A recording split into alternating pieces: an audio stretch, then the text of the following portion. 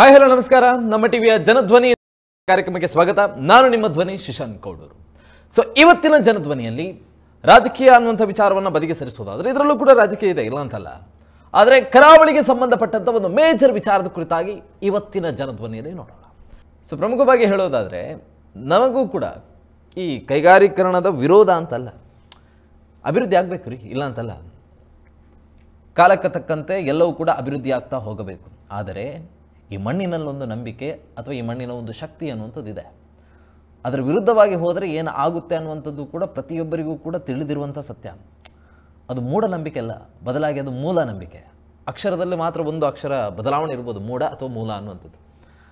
ಇಂತಹ ನಂಬಿಕೆಯನ್ನು ನಂಬಿಕೊಂಡು ಬಂದಿರುವಂಥವರಿಗೆ ಇದೊಂದು ಧಾರ್ಮಿಕವಾಗಿ ಅಥವಾ ಅವರ ನಂಬಿಕೆಗೆ ಬೀಳುವಂಥ ಪೆಟ್ಟು ಕೂಡ.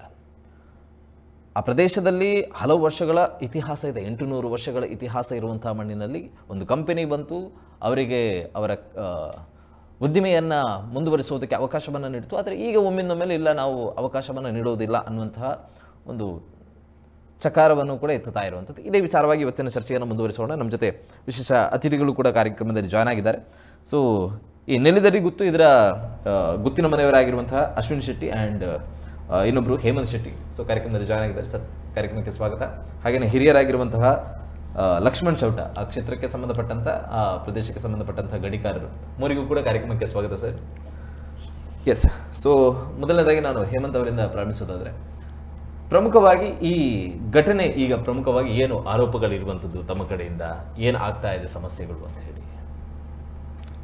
ನಮಗೆ ನೆಲ್ಲಿದಡಿ ಮನೆಗೆ ಅಲ್ಲಿ ಧಾರ್ಮಿಕ ವಿಧಿವಿಧಾನಗಳನ್ನು ಮಾಡಲಿಕ್ಕೆ DC ಅವರಿಂದ ಒಂದು ಅನುಮತಿ ರೀತಿಯಲ್ಲಿ ಕೊಟ್ಟಿದ್ದಾರೆ. ಅಂದ್ರೆ ಮಿನಿಟ್ಸ್ ಆಫ್ ಮೀಟಿಂಗ್ ಅಲ್ಲಿ ಅವರು ಅಲ್ಲಿ SEZ ಇಂದ ಅನುಮತಿ ಪಡೆದು ಅಲ್ಲಿ ಧಾರ್ಮಿಕ ವಿಧಿವಿಧಾನಗಳನ್ನು ಮಾಡಬಹುದಂತ ಒಂದು ಪ್ರೊಸೀಡಿಂಗ್ಸ್ ಆಗಿದೆ. ಅದ್ರ ಮುಖೇನ ನಾವೊಂದು ಸುಮಾರು 6-7 ವರ್ಷಗಳಿಂದ ಅಲ್ಲಿ ಅದನ್ನ ಮಾಡ್ತಾ ಬಂದಿದ್ದೇವೆ. ಇದು ಹೇಗೆ ನಡೀತಾ ಇತ್ತು ಅಂತಂದ್ರೆ, ನಮಗೆ ಮೊದಲಿಗೆ ನಾವು SEZ ಅವರಿಗೆ ಹೇಳ್ತಾ ಇದ್ವಿ, ಈ ರೀತಿ ಕಾರ್ಯಕ್ರಮಗಳಿವೆ, ನಾವು ಅಲ್ಲಿ ಹೋಗ್ಲಿಕ್ಕಿದೆ ಅಂತ. ಅವ್ರ ಗೇಟಲ್ಲಿ ತಿಳಿಸಿ ನಮಗೆ ಡೈರೆಕ್ಟ್ ಆಗಿ ಅಲೌ ಮಾಡ್ತಾ ಇದ್ರು. ನಂತರದ ಸಮಯದಲ್ಲಿ ಸ್ವಲ್ಪ ಸ್ಟ್ರಿಕ್ಟ್ ಆಗ್ತಾ ಬಂದ್ರು. ಅಂದ್ರೆ ನಿಮ್ದು ಡೀಟೇಲ್ಸ್ ಎಲ್ಲ ಕೊಡಿ, ಯಾರೆಲ್ಲ ಬರ್ತಾ ಇದ್ದೀರಿ ಅಂತ. ಹಾಗೆ ನಾವು ಡೀಟೇಲ್ಸ್ ಅನ್ನ ಕೂಡ ಅವರಿಗೆ ಕೊಡ್ತಾ ಬಂದ್ವಿ. ನಂತರ ಈ QR ಸಿಸ್ಟಮ್ ಬಂತು, ಅಂದ್ರೆ ಪಾಸ್ ಸಿಸ್ಟಮ್ ಬಂತು. ಅದಕ್ಕೆ ಕೂಡ ಅವರಿಗೆ ಏನು ಬೇಕಾಗಿದೆ ಅದನ್ನ ಎಲ್ಲ ಕೊಡ್ತಾ ಬಂದ್ವಿ. ಆ ಸಿಸ್ಟಮ್ ಪ್ರಕಾರ ಅವರಿಗೆ ಯಾವ್ದು ತೊಂದರೆ ಆಗಬಾರ್ದು, ಇಂಡಸ್ಟ್ರಿ ಒಳಗಡೆ ಇರುವುದು, ಅಲ್ಲಿ ಹೋಗುವಾಗ ಜನಗಳಿಂದ ಯಾವ್ದು ತೊಂದರೆ ಆಗಬಾರ್ದಂತ ನಮ್ದು ಕೂಡ ಅಭಿಪ್ರಾಯ ಇದೆ. ಹಾಗಾಗಿ ಅದನ್ನ ಕೊಟ್ಟು ನಾವು ಪಾಸ್ ಮುಖೇನ ಒಳಗಡೆ ಹೋಗ್ತಾ ಇದ್ವಿ. ಈಗ ರೀಸೆಂಟ್ ಆಗಿ ನಮಗೆ SEZ ಇಂದ ಡೆವಲಪ್ಮೆಂಟ್ ಕಮಿಷನರ್ ಏನಿದ್ದಾರೆ ಅವರಿಂದ ಅನುಮತಿ ಬೇಕಂತ ಹೇಳಿದ್ರು. ಅಲ್ಲಿ ಸೆಕ್ಯೂರಿಟಿ ಆಫೀಸರ್ ಅಂತ ಇದ್ದಾರೆ, ಅವರಿಗೆ ಇನ್ನೊಂದು ಸ್ವಲ್ಪ ಸಿಸ್ಟಮ್ ಅನ್ನ ಎನ್ಲಾರ್ಜ್ ಮಾಡಿದ್ರು. ಅಲ್ಲಿ DC ಆಫೀಸಲ್ಲಿ ಒಂದು ಲೆಟರ್ ಕೊಟ್ಟು, ನಂತರ SEZ ಇದ್ದು ಇನ್ನೊಂದು ಆಫೀಸ್ ಇದೆ ಅಲ್ಲಿ ಕೊಟ್ಟು, ಹೀಗೆ ತುಂಬಾ ಕಷ್ಟ ರೀತಿಯಲ್ಲಿ ಮಾಡ್ತಾ ಇದ್ರು. ಅದನ್ನು ನಾವು ಮಾಡಿದ್ವಿ. ನಂತರ ಈಗ ನಮಗೆ ಪರ್ಮಿಷನ್ನೇ ಕೊಡುದಿಲ್ಲ ಅಂತ ಹೇಳ್ತಾ ಇದ್ದಾರೆ. ಅಂದ್ರೆ ನಮ್ಮ ಸಂಕ್ರಮಣ ಅಲ್ಲಿ ಏನು ಧಾರ್ಮಿಕ ವಿಧಿವಿಧಾನ ಮಾಡ್ತಾ ಇದ್ದಾವೆ ಅದು ಕಂಪ್ಲೀಟ್ ಆಗಿ ಸ್ಟಾಪ್ ಮಾಡಿ, ಅಲ್ಲಿ ಹೋಗ್ಲಿಕ್ಕೇನೆ ಇಲ್ಲ, ಆ ರೀತಿ ಹೇಳ್ತಾ ಇದ್ದಾರೆ. ಸೊ ಇದು ನಮಗೆ ತೊಂದರೆ ಕೊಡುವಂಥದ್ದು. ಸೊ ಅಂದರೆ ಕಂಪನಿ ಬಂದ ಬಳಿಕ ಅವಕಾಶಗಳಿತ್ತು, ಅಂದರೆ ಜಿಲ್ಲಾಧಿಕಾರಿಗಳ ಸಮಕ್ಷಮದಲ್ಲಿ ಕೆಲವೊಂದು ಮಾತುಕತೆ ಆದ ಬಳಿಕ ತಮಗೆ ಏನು ಪೂಜಾ ಕಾರ್ಯಗಳನ್ನು ನಡೆಸೋದಕ್ಕೆ ಆ ಅವಕಾಶಗಳು ಇಲ್ಲಿಯ ತನಕ ಇತ್ತು. ಇತ್ತೀಚಿನ ದಿನಗಳಲ್ಲಿ ನಿರ್ಬಂಧಗಳನ್ನ ಸ್ವಲ್ಪ ಕಟುವಾಗಿ ಹೇರಲಾಗ್ತಾ ಇದೆ, ಯಾವುದೇ ಪ್ರಮುಖವಾಗಿ ಅನ್ನುವಂಥದ್ದು ಇರುವಂಥದ್ದು. ಅದಕ್ಕಿಂತ ಮುಂಚೆ ಲಕ್ಷ್ಮಣ ಅವರೇ, ತಮ್ಮ ಹತ್ರ ಕೇಳೋದಾದ್ರೆ, ಹಲವು ವರ್ಷಗಳಿಂದ ತಾವು ಆ ಒಂದು ಕ್ಷೇತ್ರದ ಕಾರ್ಯವನ್ನು ಮಾಡ್ತಾ ಬರ್ತಾ ಇದ್ದೀರಿ. ಆ ಕ್ಷೇತ್ರದ ಬಗ್ಗೆ ಹೇಳೋದಾದ್ರೆ, ತಾವು ಎಷ್ಟು ವರ್ಷಗಳಿಂದ ಅಲ್ಲಿ ಕೆಲಸ ಕಾರ್ಯವನ್ನು ಮಾಡ್ತಾ ಇದ್ದೀರಾ, ಅಥವಾ ತಮ್ಮ ಹಿರಿಯರು ಏನಾದರೂ ಅಲ್ಲಿ ಕೆಲಸವನ್ನು ಮಾಡ್ತಾ ಇದ್ದೀರಾ, ಹೇಗೆ ಅಂತ ಹೇಳಿ? ನಾವು ಒಂದು 20-25 ವರ್ಷದಿಂದ ನಾನು, ನೀವು ಅವರಿಗೆ ಗಡಿ ಪ್ರಧಾನವಾಗಿ 20 ವರ್ಷ ಮೇಲೆ ಆಯ್ತು. Okay okay okay. ಬಾಲ್ಯದಿಂದಲೂ ಕೂಡ ತಾವು ಆ ಕ್ಷೇತ್ರವನ್ನು ಗಮನಿಸಿ? ಹೌದೌದು, ಅಲ್ಲೇ ಇದ್ದವ ನಾನು. ಓಕೆ. 2000ನೇ ಇಸವಿಯಲ್ಲಿ ಆಗಿರೋದು, ಸುಮಾರು ಒಂದು 25 ವರ್ಷನೇ ಆಯ್ತು. Okay okay. ಎಸ್, ಹೇಳಿ ಸರ್. ಎಲ್ಲ ಕೆಲಸಗಳಲ್ಲಿ ಯಾವುದೇ ಮಾಡಿದರೂ ಅಲ್ಲಿ ವಿಶೇಷ ಶಕ್ತಿ ಎಂದರೆ ಆ ಬಾವಿ ಮತ್ತು ಅಲ್ಲಿಯ ಪ್ರಸಾದ ಧೂಮಾವತಿಯ. ಆ ಬಾವಿಯಿಂದ ನೀರು ತಂದು ಯಾವುದೇ ಕೆಲಸ ಮಾಡುವುದಾದರೂ ಆ ಗಂಧ ಪ್ರಸಾದವನ್ನು ಅಲ್ಲಿ ಕೊಟ್ಟರೆ ಅದು ಸಮನಾಗ್ತದೆ. ಯಾವುದೇ ಕಷ್ಟ ಆಗಲಿ, ದೋಷ ಆಗಲಿ ಏನಿದ್ದರೂ ಉಪಶಮನ ಆಗ್ತದೆ. ಹಾವು ಕಚ್ಚಿದರೆ ಅದರ ಬಾವಿಯಿಂದ ನೀರು ತಂದು ಪ್ರಸಾದ ಕೊಟ್ಟರೆ ವಿಷ ಶಮನ ಆಗ್ತದೆ. ಎಲ್ಲೆಲ್ಲ ಆಗದ ಅಲ್ಲಿ ಆಗ್ತದೆ. ಮಣಿಪಾಲ್ ಅಲ್ಲ, ಏಜೆ, ಕಂಕನಾಡಿ ಎಲ್ಲೂ ಹೋದರೂ ಇಲ್ಲೇ ಬರ್ತಾರೆ. ಕಿಡ್ನಿ ಹೋಯ್ತು, 2 ಕಿಡ್ನಿ ಹೋಯ್ತು, ಸತ್ತು ಬದುಕುವುದಿಲ್ಲ ಅಂದು ಕೂಗಿ ಬಂದು ಬದುಕಿ ಹೋಗಿದ್ದಾರೆ. ಎಷ್ಟೋ ಜನ ಕೂಡ ಸವಾಲಾಗಿರುವಂಥದ್ದು ಕೂಡ ಅಲ್ಲಾಗುತ್ತೆ ಅಂತ ಹೇಳಿ. ಹೌದು. ಮತ್ತು ಇಷ್ಟರ ತನಕ ನಾವು ಯಾವುದೇ ಕಷ್ಟಕ್ಕೂ ದೈವವನ್ನು ಪ್ರಾರ್ಥಿಸಿದರೆ ಬಿಡಲಿಲ್ಲ ನಮ್ಮನ್ನು. ಇಷ್ಟ ತನಕ ದೈವವೇ ನಮ್ಮನ್ನು ಕಾಪಾಡಿರಲ್ಲದೆ ಮನುಷ್ಯರು ಇಷ್ಟ ತನಕ ನಮಗೆ ಬಂಧಿಸಲಿಲ್ಲ ಯಾರು. ಎಲ್ಲ ರಾಜಕಾರಣಿಯವರ ಹತ್ರ ನಾವು ಪ್ರತಿನಿತ್ಯ ಹೋಗಿ ಸೋತು ಹೋದೆವು. ಆದುದರಿಂದ ಆ ಸ್ಥಳವನ್ನು ಬಿಟ್ಟು ಕೊಡಿ, ನಮಗೆ ಬೇರೆ ಏನು ಬೇಡ. ಆ ದೈವದ ಸ್ಥಳವನ್ನು ಬಿಟ್ಟರೆ ನಮಗೂ ಸುಖ ಇಲ್ಲ, ಊರಿಗೆ ತುಂಬ ಕಷ್ಟ ಉಂಟು. ಊರಿನವರು ಬದುಕಲಿಕ್ಕೆ ಸಾಧ್ಯವೇ ಇಲ್ಲ. ಏನೆಂದರೆ ಆ ಧೂಮಾವತಿಯಿಂದಲೇ ಆ ಬಜ್ಪೆ ಊರು ಎಂಬ ದೇವರು ಅದುವೇ ಆ ಬಜ್ಪೆ ಊರಿಗೆ ದೇವರು ಕೂಡ ದೈವವು ಕೂಡ ಅದುವೇ. ಆದುದರಿಂದ ಆ ಊರಿನವರಿಗೆ ಯಾರಿಗೆ ಹಿಂದೂ ಮುಸ್ಲಿಂ ಕ್ರಿಶ್ಚಿಯನ್ ಯಾರೇ ಆಗಲಿ ಭಕ್ತಿಯಿಂದ ಬಂದು ಬೇಡಿದರೆ ಅವರ ಕಷ್ಟವನ್ನು ಪರಿಹರಿಸುತ್ತಾರೆ. ಆದುದರಿಂದ ಆ ಜಾಗವನ್ನು ನಮಗೆ ಬಿಟ್ಟುಕೊಡಿ, ಒಳ್ಳೆಯ ರೀತಿಯಲ್ಲಿ ಸೇವೆ ಮಾಡಲು ಬಿಡಿ ಅಂತ ನಾವು ಭಕ್ತಿಯಲ್ಲಿ ಅವರ ಹತ್ರ ಪ್ರಾರ್ಥಿಸು. ಓಕೆ ಅಶ್ವಿನ್ ಅವರೇ, 800 ವರ್ಷಗಳ ಇತಿಹಾಸ ಅಂತ ಹೇಳ್ತಾ ಇದ್ದಾರೆ ನಮಗೆ ಸಿಕ್ಕಿರುವಂಥ ಮಾಹಿತಿ ಪ್ರಕಾರ. ಒಂದು ಕಡೆ 800 ವರ್ಷದ ಇತಿಹಾಸ ಇರುವಂಥ ದೇವಸ್ಥಾನ ಇದು, ಇತ್ತೀಚೆಗೆ ಬಂದಿರುವಂಥ ಕೆಲವೊಂದು ಕಂಪನಿಗಳು, ಏನೇ ಜಾಗದ ತಕರಾರು ಅಂತ ಹೇಳಿ? ಬದಲಾವಣೆ ಜಗದ ನಿಯಮ ಅಂತೇಳಿ ಹೇಳ್ತಾರೆ. ಬದಲಾವಣೆಯನ್ನು ಬಿಟ್ಟು ಮನುಷ್ಯ ಬದುಕಲಿಕ್ಕೆ ಆಗುವುದಿಲ್ಲ. ಆದರೂ ನೀವು ಹೇಳಿದಾಗೆ ಮಣ್ಣಿನ ಮೂಲ ಸೊಗಡೇನಿದೆ ಅದನ್ನು ಬಿಟ್ಟು ಬದುಕುವುದು ಕಷ್ಟ. ಏನೇ ಬದಲಾದರೂ ಕೂಡ ಒಂದು ತಾಯಿ ಮಗುವಿನ ಸಂಬಂಧ ಇದು ಬದಲಾಗುವುದಿಲ್ಲ. ನಾವು ಬದುಕುವ ರೀತಿ ಬದಲಾಗಬಹುದು, ಆದರೆ ಆ ಸಂಬಂಧಕ್ಕೆ ಯಾರೂ ಬೆಲೆ ಕಟ್ಟಲಿಕ್ಕೂ ಆಗೋದಿಲ್ಲ, ಅದನ್ನು ಮರೀಲಿಕ್ಕೂ ಆಗೋದಿಲ್ಲ. ಹಾಗೆ ಇದು ನಮ್ಮ ತುಳುನಾಡಿನ ಕಟ್ಟುಪಾಡಿನ ರೀತಿ ರಿವಾಜನ್ನು ನೋಡಿದರೆ ಮನುಷ್ಯ ಎಲ್ಲೇ ಹೋದರೂ ಕೂಡ ಅವನನ್ನು ಸೆಳೆಯುವಂತಹ ಶಕ್ತಿ ತುಳುನಾಡಿನಲ್ಲಿದೆ. ದೂರದ ಊರಿನಲ್ಲಿ ಈ ಲ್ಯಾಂಡ್ ರಿಫೈನರಿ ಆ್ಯಕ್ಟ್ ಬಂದ ಸಮಯದಲ್ಲಿ, ಕೃಷಿಗೆ ಕಷ್ಟ ಬಂದ ಸಮಯದಲ್ಲಿ ಜನರೆಲ್ಲ ಊರು ಬಿಟ್ಟು ಹೋದರೂ ಕೂಡ ಅವರನ್ನು ಊರಿಗೆ ವಾಪಸ್ ಸೆಳೆಯುವಂಥ ಶಕ್ತಿ ಯಾವುದು ಅಂತ ಹೇಳಿದರೆ ತುಳುನಾಡಿನಲ್ಲಿ ದೈವಶಕ್ತಿ. ಅದನ್ನು ಮೀರಿದಂತಹ ಶಕ್ತಿ ಇಲ್ಲ.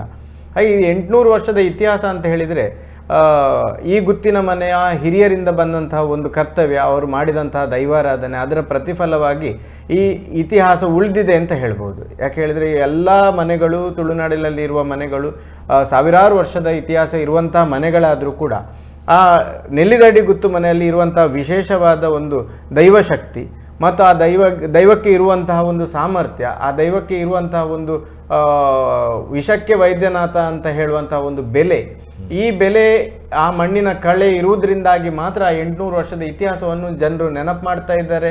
ಅದು ಉಳಿದಿದೆ ಅಂತ ಹೇಳ್ಬೋದು. ಯಾಕೆಂತ ಹೇಳಿದರೆ ಅಲ್ಲಿ ನೆಲ್ಲಿದಡಿ ಗುತ್ತುವಿನಲ್ಲಿ ಆ ಕಾಂತೇರಿ ಧೂಮಾವತಿ ದೈವವನ್ನು ನಂಬುವಂತಹ ಸಂದರ್ಭದಲ್ಲಿ, ಅದಕ್ಕೆ ಕೆಸರು ಕಲ್ಲು ಹಾಕುವಂಥ ಸಂದರ್ಭದಲ್ಲಿ ಸುರತ್ಕಲ್ಲು ಸೂರಿಂಜಯ ತಾಂಪಣ್ಣ ಶೆಟ್ಟರನ್ನು ಕರೆದು ಅವರಲ್ಲಿದ್ದಂತಹ ವಿಷದ ಕಲ್ಲಿನಲ್ಲಿ ಒಂದು ಕಲ್ಲನ್ನು ಆ ಕ್ಷೇತ್ರದಲ್ಲಿ ಹಾಕಿ ಇಲ್ಲಿರುವಂತಹ ದೈವ ಕಾಂತೇರಿ ಜುಮಾದಿ ವಿಷಕ್ಕೆ ವೈದ್ಯನಾಥನಾಗಿ ಮೆರೆಯಬೇಕು, ಈ ಬಾವಿಯಲ್ಲಿ, ತೀರ್ಥ ಬಾವಿಯಲ್ಲಿ ಇರುವಂತಹ ನೀರು ಅದು ತೀರ್ಥ ಅಲ್ಲ, ಅಮೃತಕ್ಕೆ ಸಮಾನಾಗಿ ಇರಬೇಕು ಅಂಥೇಳಿ ಅಲ್ಲಿ ಮಾಡಿದಂತಹ ಪ್ರಾರ್ಥನೆ, ಅವರು ಮಾಡಿದಂತಹ ಪ್ರಾರ್ಥನೆಯನ್ನು ನೆಲ್ಲಿದಡಿ ಗುತ್ತಿನ ಮನೆತನದ ಹಿರಿಯರು ದೇವ ಚೌಟರ ಕಾಲದಿಂದ ಈಗಿನವರೆಗೆ ಎಷ್ಟೆಷ್ಟು ಚೌಟರಾಗಿದ್ದಾರೆ. ಚೌಟ ಅಂತ ಹೇಳಿದರೆ ಆ ಮನೆಯ ಒಂದು ಗಡಿ ಪ್ರಧಾನರ ಹೆಸರು. 10 ತಲೆಮಾರಾಯಿತು ಅಂತ ಹೇಳಿ ಹೇಳ್ತಾರೆ.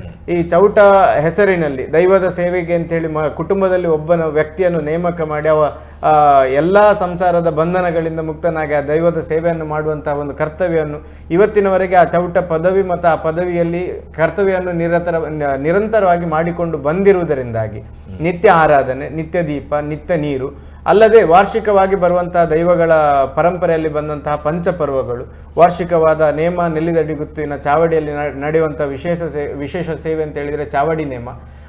ಅದಲ್ಲದೆ ಇದ್ದರೆ ಇಡೀ ಗ್ರಾಮಕ್ಕೆ ಚೌಟ್ರೆ ಹೇಳಿದಾಗೆ ದೈವವೂ ನಾನೇ, ದೇವರೂ ನಾನೇ ಅಂತ ಹೇಳಿಕೊಂಡು ಆರಾಧನೆಯನ್ನು ಸ್ವೀಕರಿಸಿಕೊಂಡು ಬಂದಂತಹ ಶಕ್ತಿ ಕಾಂತೇರಿ ಜುಮಾದಿ ದೈವ ಚಾವಡಿಯಿಂದ ಇಳಿದು ನೆಲ್ಲಿದಡಿಯ ಒಳಗುಡ್ಡೆ ಸ್ಥಾನದಲ್ಲಿ ಭಂಡಾರವನ್ನು ಇರಿಸಿ ಅಲ್ಲಿ ನಡೆಯುವಂತಹ ಬಂಡಿ ಸೇವೆ ಆಗಿರಬಹುದು, ಊರಿನವರ ಸುಖ ಕಷ್ಟವನ್ನು ಕೇಳಿ ಮಾತಾಡಿ ಅದಕ್ಕೆ ಬೇಕಾದಂತಹ ಗಂಧವನ್ನು ಕೊಡುವಂತಹ ರೀತಿ ನೀತಿಗಳಾಗಿರ್ಬೋದು, ಈ ಎಲ್ಲ ರೀತಿ ರಿವಾಜುಗಳನ್ನು ಯಾವುದೇ ಒಂದು ಕ್ಷೇತ್ರ ಉಳಿಬೇಕಿದ್ರೂ ಬರೀ ದೈವದಿಂದ ಅದು ಉಳಿಲಿಕ್ಕೆ ಸಾಧ್ಯವಿಲ್ಲ, ಬರೀ ಮನುಷ್ಯನಿಂದನೂ ಉಳಿಲಿಕ್ಕೆ ಸಾಧ್ಯ ಇಲ್ಲ, ಉಳಿಸ್ಲಿಕ್ಕೂ ಸಾಧ್ಯವಿಲ್ಲ.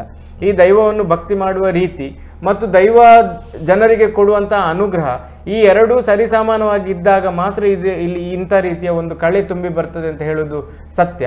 ಆ ರೀತಿಯಲ್ಲಿ ನೆಲ್ಲಿದಡಿ ಮನೆತನದಲ್ಲಿ ಪಾರಾಳೆ ಗುತ್ತಿನಿಂದ ಬಂದಂಥ ದೇವಚೌಟರ ಬೆನ್ನು ಹಿಡಿದು ಬಂದಂತಹ ದೈವ ಕಾಂತೇರಿ ಜುಮಾದಿ, ನಾನು ಈ ನೆಲ್ಲಿದಡಿ ಗುತ್ತು ಒಂದೇ ಮನೆತನಕ್ಕೆ ಸಂಬಂಧಪಟ್ಟ ದೈವ ಆಗಿರಬಾರ್ದು, ಊರ ದೈವ ಆಗಬೇಕು ಅಂತ ಹೇಳಿ ಕೇಳಿಕೊಂಡು ಊರವರನ್ನೆಲ್ಲ ಸೇರಿಸಿ ಊರ ಒಪ್ಪಿಗೆಯ ಮೇರೆಗೆ ಊರಿನವರಿಗೆ ನಾನು ಊರಿನ ದೈವ ಅಂತ ಹೇಳಿ ಅಲ್ಲಿದ್ದು ದೈವ ಅಂದರೆ ಆ ಇಡೀ ಬಜ್ಪೆ ಗ್ರಾಮಕ್ಕೆ ನಾನು ರಾಜನ್ ದೈವ ಅಂತ ಹೇಳಿಕೊಂಡು ಎಲ್ಲರ ಕೈಯಿಂದ ಆರಾಧನೆಯನ್ನು ಪಡ್ಕೊಂಡು ಬಂದಂತಹ ದೈವ ಕಾಂತೇರಿ ದುಮಾವತಿ. ಹಾಗಾಗಿ ಎಲ್ಲರೂ ಅದನ್ನು ಒಪ್ಪಿಕೊಂಡ ಕಾರಣದಿಂದಾಗಿ ಈ 800 ವರ್ಷದ ಇತಿಹಾಸದಲ್ಲಿ ಆ ಮಣ್ಣಿಗೆ, ನೆಲ್ಲಿದಡಿ ಮಣ್ಣಿಗಿರ್ಬೋದು, ಒಳಗುಡ್ಡೆ ಸ್ಥಾನಕ್ಕಿರ್ಬೋದು, ಕಷ್ಟ ಅಂತ ಹೋದವರು ಆ ಕಷ್ಟವನ್ನು ಪರಿಹರಿಸಿಕೊಂಡು ಬಂದವರೇ ಹೊರತು ಬರಿಗೈಯಲ್ಲಿ ವಾಪಸ್ ಬಂದವರಲ್ಲ. ಆ ಗಂಧಕ್ಕೆ ಅಷ್ಟು ಬೆಲೆ ಇದೆ, ಅಷ್ಟು ಕಲೆ ಇದೆ. ಹಾಗಾಗಿ ಇವತ್ತು ಏನಾಗಿದೆ ಅಂತ ಹೇಳಿದರೆ ಈ ಬದಲಾವಣೆಯ ನಿಯಮಗಳು ಅಥವಾ ಕೈಗಾರಿಕೀಕರಣ ಆಗಿರ್ಬೋದು ಅಥವಾ ಆಧುನಿಕತೆ ಇರ್ಬೋದು, ಈ ನಾಗರಿಕತೆಯನ್ನು ಬಿಟ್ಟು ಈ ಆಧುನಿಕತೆಯತ್ತ ಓಡಿದಾಗ ಇದು ಚಳಿಗಲ್ಲದ ಕಂಬಳಿಯ ರೀತಿಯಲ್ಲಿ, ಉಣ್ಲಿಕ್ಕಲ್ಲದ ಅನ್ನದ ರೀತಿಯಲ್ಲಿ ನಾವು ಬೇಸಾಯವನ್ನು ಮಾಡ್ತಾ ಇದ್ದೇವೆ. ಕೃಷಿ ಬದುಕನ್ನು ಬಿಟ್ಟು ಈ ಕೈಗಾರಿಕೀಕರಣ ಎಷ್ಟು ಮುಂದುವರಿದ್ರೂ ಕೂಡ ನಾಳೆ ಒಂದು ದಿವಸ ನಾವು ಹಸಿವಾದಾಗ ಊಟ ಮಾಡಬೇಕು ಅನ್ನವನ್ನೇ. ಆ ಅನ್ನಕ್ಕೆ ಕೊರತಾಗುವಂಥ ರೀತಿ ಬಂದಿದ್ರೂ ಕೂಡ ಆದರೂ ಒಪ್ಪಿಕೊಳ್ಳುವ ಒಂದು ರೀತಿಯಲ್ಲಿ ಬದಲಾವಣೆಯೂ ಬೇಕು, ಕೈಗಾರಿಕೆಯೂ ಬೇಕು, ಎಲ್ಲವೂ ಬೇಕು ಅಂತಿರುವಾಗ ಈ ಅಲ್ಲಿಯೇ ಆ ನೆಲ ಸಂಬಂಧವಾಗಿರುವಂತಹ ದೈವಶಕ್ತಿ, ಅಲ್ಲಿ ಆ ಸ್ಥಳಕ್ಕೆ ಇರುವಂತಹ ಇತಿಹಾಸ, ಆ ಸ್ಥಳದಲ್ಲಿರುವಂತಹ ತೀರ್ಥಭಾವಿ ಹಾಗೂ ಜುಮಾದಿಯನ್ನು ಯಾರೂ ತಂದಲ್ಲಿ ನಂಬಿದ್ದಲ್ಲ, ತಾನಾಗಿಯೇ ಕೇಳಿಕೊಂಡು ಬಂದು ನಾನು ಇಂಥ ಸ್ಥಾನದಲ್ಲಿ ನಿಲ್ತೇನೆ ಅಂತ ಹೇಳಿ ನಿಂತಿರುವಂತಹ ಒಂದು ಇತಿಹಾಸ ಇರುವ ಕಾರಣದಿಂದಾಗಿ ನಮ್ಮ ಕೋರಿಕೆ ಇಷ್ಟೇ. ಇನ್ನೊಂದೇನು ಅಂತ ಹೇಳಿದರೆ, ಬಲವಾದ ಕಾರಣ ಇನ್ನೊಂದೇನು ಅಂತ ಹೇಳಿದರೆ, ಕಾರಣಾಂತರಗಳಿಂದ ಈ ಕೈಗಾರಿಕೆಯ SEZನವರ ಅಥವಾ ಸರಕಾರದವರ ಒಂದು ಒಪ್ಪಿಗೆಯ ಮೇರೆಗೆ ಅಲ್ಲಿನ ಇಡೀ ಗ್ರಾಮವನ್ನು ಬಿಟ್ಟು ಬೇರೆ ಪ್ರದೇಶಗಳಲ್ಲಿ ಮನೆಗಳನ್ನು ನಿರ್ಮಿಸಿಕೊಂಡು ವಾಸವಾಗಿದ್ದರೂ ಕೂಡ ನೆಲ್ಲಿದಡಿ ಗುತ್ತಿನ ಮನೆತನ ಅಥವಾ ಮನೆಯನ್ನು ಅಥವಾ ಉಳ್ಳಗಡ್ಡೆ ಸ್ಥಾನದ ಗ್ರಾಮದವರು ಸೇರಿಕೊಂಡು, ಮಾಗಣೆಯವರು ಸೇರಿಕೊಂಡು ಆರಾಧನೆ ಮಾಡುವಂಥ ಜುಮಾದಿಯ ದೈವಸ್ಥಾನವನ್ನು ಇವತ್ತಿನವರೆಗೂ ಏನೂ ಮಾಡಲಿಕ್ಕೆ ಆಗಲಿಲ್ಲ ಅಂತ ಹೇಳಿದರೆ ಅಲ್ಲಿ ದೈವಕ್ಕೆ ನಿಲ್ಲುವಂಥ ಮನಸ್ಸಿದೆ, ದೈವ ಆ ಜಾಗವನ್ನು ಬಿಟ್ಟು ಹೋಗುವುದಿಲ್ಲ ಅನ್ನೋದು ಸತ್ಯ ಅಂತ ಆಯಿತು. ಆ ಸತ್ಯವನ್ನು ಒಪ್ಪಿಕೊಂಡು ಆ ದೈವಸ್ಥಾನಕ್ಕೆ ಹೋಗುವಂಥ ರಸ್ತೆ, ಆ ದೈವಸ್ಥಾನದಲ್ಲಿ ಹಾಗೂ ನೆಲ್ಲಿದಡಿ ಗುತ್ತು ಮನೆತನದವರ ಆರಾಧನೆಯ ದೈವಕ್ಕೆ ಮಾಡುವಂತಹ ವಾರ್ಷಿಕವಾದ ಕೈಂಕರ್ಯಗಳು, ದಿನನಿತ್ಯದ ಆರಾಧನೆ ಮಾಡಲಿಕ್ಕೆ ಒಂದು ಒಳ್ಳೆಯ ರೀತಿಯಲ್ಲಿ ಅವಕಾಶ ಸಿಕ್ಕಿದ್ರೆ ಬಹಳ ಒಳಿತು. ಈ ತುಳುನಾಡಿನ ದೈವಕ್ಕೆ ಕೊಡುವಂತಹ ದೊಡ್ಡ ಗೌರವ, ತುಳುನಾಡಿನ ಜನರ ಒಂದು ಭಾವನೆ ಏನಿದೆ ಆ ಭಾವನೆಗೆ ಕೊಡುವಂತಹ ಒಂದು ದೊಡ್ಡ ಬೆಲೆ ಅಂತ ಹೇಳಿ ನಾವು ಬಯಸ್ಬೋದು. ಯಾಕೆ ಹೇಳಿದರೆ, ನಾವು ಯಾವುದೇ ಕರ್ತವ್ಯ ಮಾಡುವುದಿದ್ರು ಆ ಚಾವಡಿಯಿಂದ ಇಳಿದು ಬರುವಾಗ ಆ ದೈವಕ್ಕೆ ಪ್ರಾರ್ಥನೆ ಮಾಡಿಕೊಂಡು ಬರುವಂಥದ್ದು. ಯಾಕೆ ಹೇಳಿದರೆ, ಸುಸ್ಥಿತಿಯಲ್ಲಿ ಒಳ್ಳೆಯ ರೀತಿಯಲ್ಲಿ ಯಾವುದೇ ಒಂದು ತೊಂದರೆಯನ್ನು ಉಂಟು ಮಾಡದೆ ಹೋದಂತಹ ಕಾರ್ಯವನ್ನು ಕೈಗೂಡಿಸಿಕೊಡಬೇಕು ಅಂತ ಹೇಳಿ ಪ್ರಾರ್ಥನೆ ಮಾಡಿಕೊಂಡು ಬರುವವರು. ದೈವ ನಂಬುವವರ ಭಕ್ತಿ ಇಷ್ಟೇ, ಎಲ್ಲೂ ತೊಂದರೆ ಆಗಬಾರ್ದು ಅನ್ನುವಂಥದ್ದು ಭಕ್ತಿ. ಈಗಲೂ ನಮ್ಮಲ್ಲಿರುವ ಭಕ್ತಿ ಅಷ್ಟೇ. ಅದಕ್ಕೆ ನಮ್ಮ ಹೇಮಂತ್ ಶೆಟ್ಟಿ ಅವರು ಹೇಳಿದ ಹಾಗೆ ಎಲ್ಲ ಕರ್ತವ್ಯವನ್ನು ಸರ್ಕಾರದವರು ಏನು ಆದೇಶ ನೀಡಿದ್ದಾರೋ, ಏನು ನಮಗೆ ನಿರ್ಬಂಧನೆಗಳನ್ನು ಹಾಕಿದ್ದಾರೋ ಆ ನಿರ್ಬಂಧನೆಯ ಮೇರೆಗೆ ಅಲ್ಲಿ ನಡೆಸಬಹುದು ಅಂತ ಹೇಳಿದ್ದಾರೆ. ನಡೆಸಲಿಕ್ಕೆ ಇಂಥ ಕರ್ತವ್ಯಗಳನ್ನು ನೀವು ಮಾಡಬೇಕು, ಅರ್ಜಿಗಳನ್ನು ಕೊಡಬೇಕು, ಅದಕ್ಕೆ ಬೇಕಾದಂಥ ಅನುಮತಿಯನ್ನು ಪಡಿಬೇಕು. ಅದರ ನಂತರ ಅವರ ಸಿಸ್ಟಮಲ್ಲಿ ಏನೇನು ಡೆವಲಪ್ಮೆಂಟ್ ಇದೆ, ಈಗ QR ಕೋಡ್ ಇರ್ಬೋದು, ಎಲ್ಲವೂ ಸರಿ, ಎಲ್ಲವನ್ನು ಒಪ್ಪಿಕೊಳ್ಳುವ. ಆದರೆ ಎಲ್ಲವನ್ನು ಒಪ್ಪಿಕೊಳ್ಳುವ ಕಾರಣ ಏನು ಅಂತ ಹೇಳಿದರೆ, ಆ ದೈವಕ್ಕೆ ಮಾಡುವಂಥ ಆರಾಧನೆಗೆ ತೊಂದರೆ ಆಗಬಾರ್ದು. ಅಲ್ಲಿ ದೈವನಿಂದನೆ ಮಾಡಿದಂಥ ದೋಷ ಕುಟುಂಬಕ್ಕಾಗಲಿ ಗ್ರಾಮಕ್ಕಾಗಲಿ ಬರಬಾರ್ದು.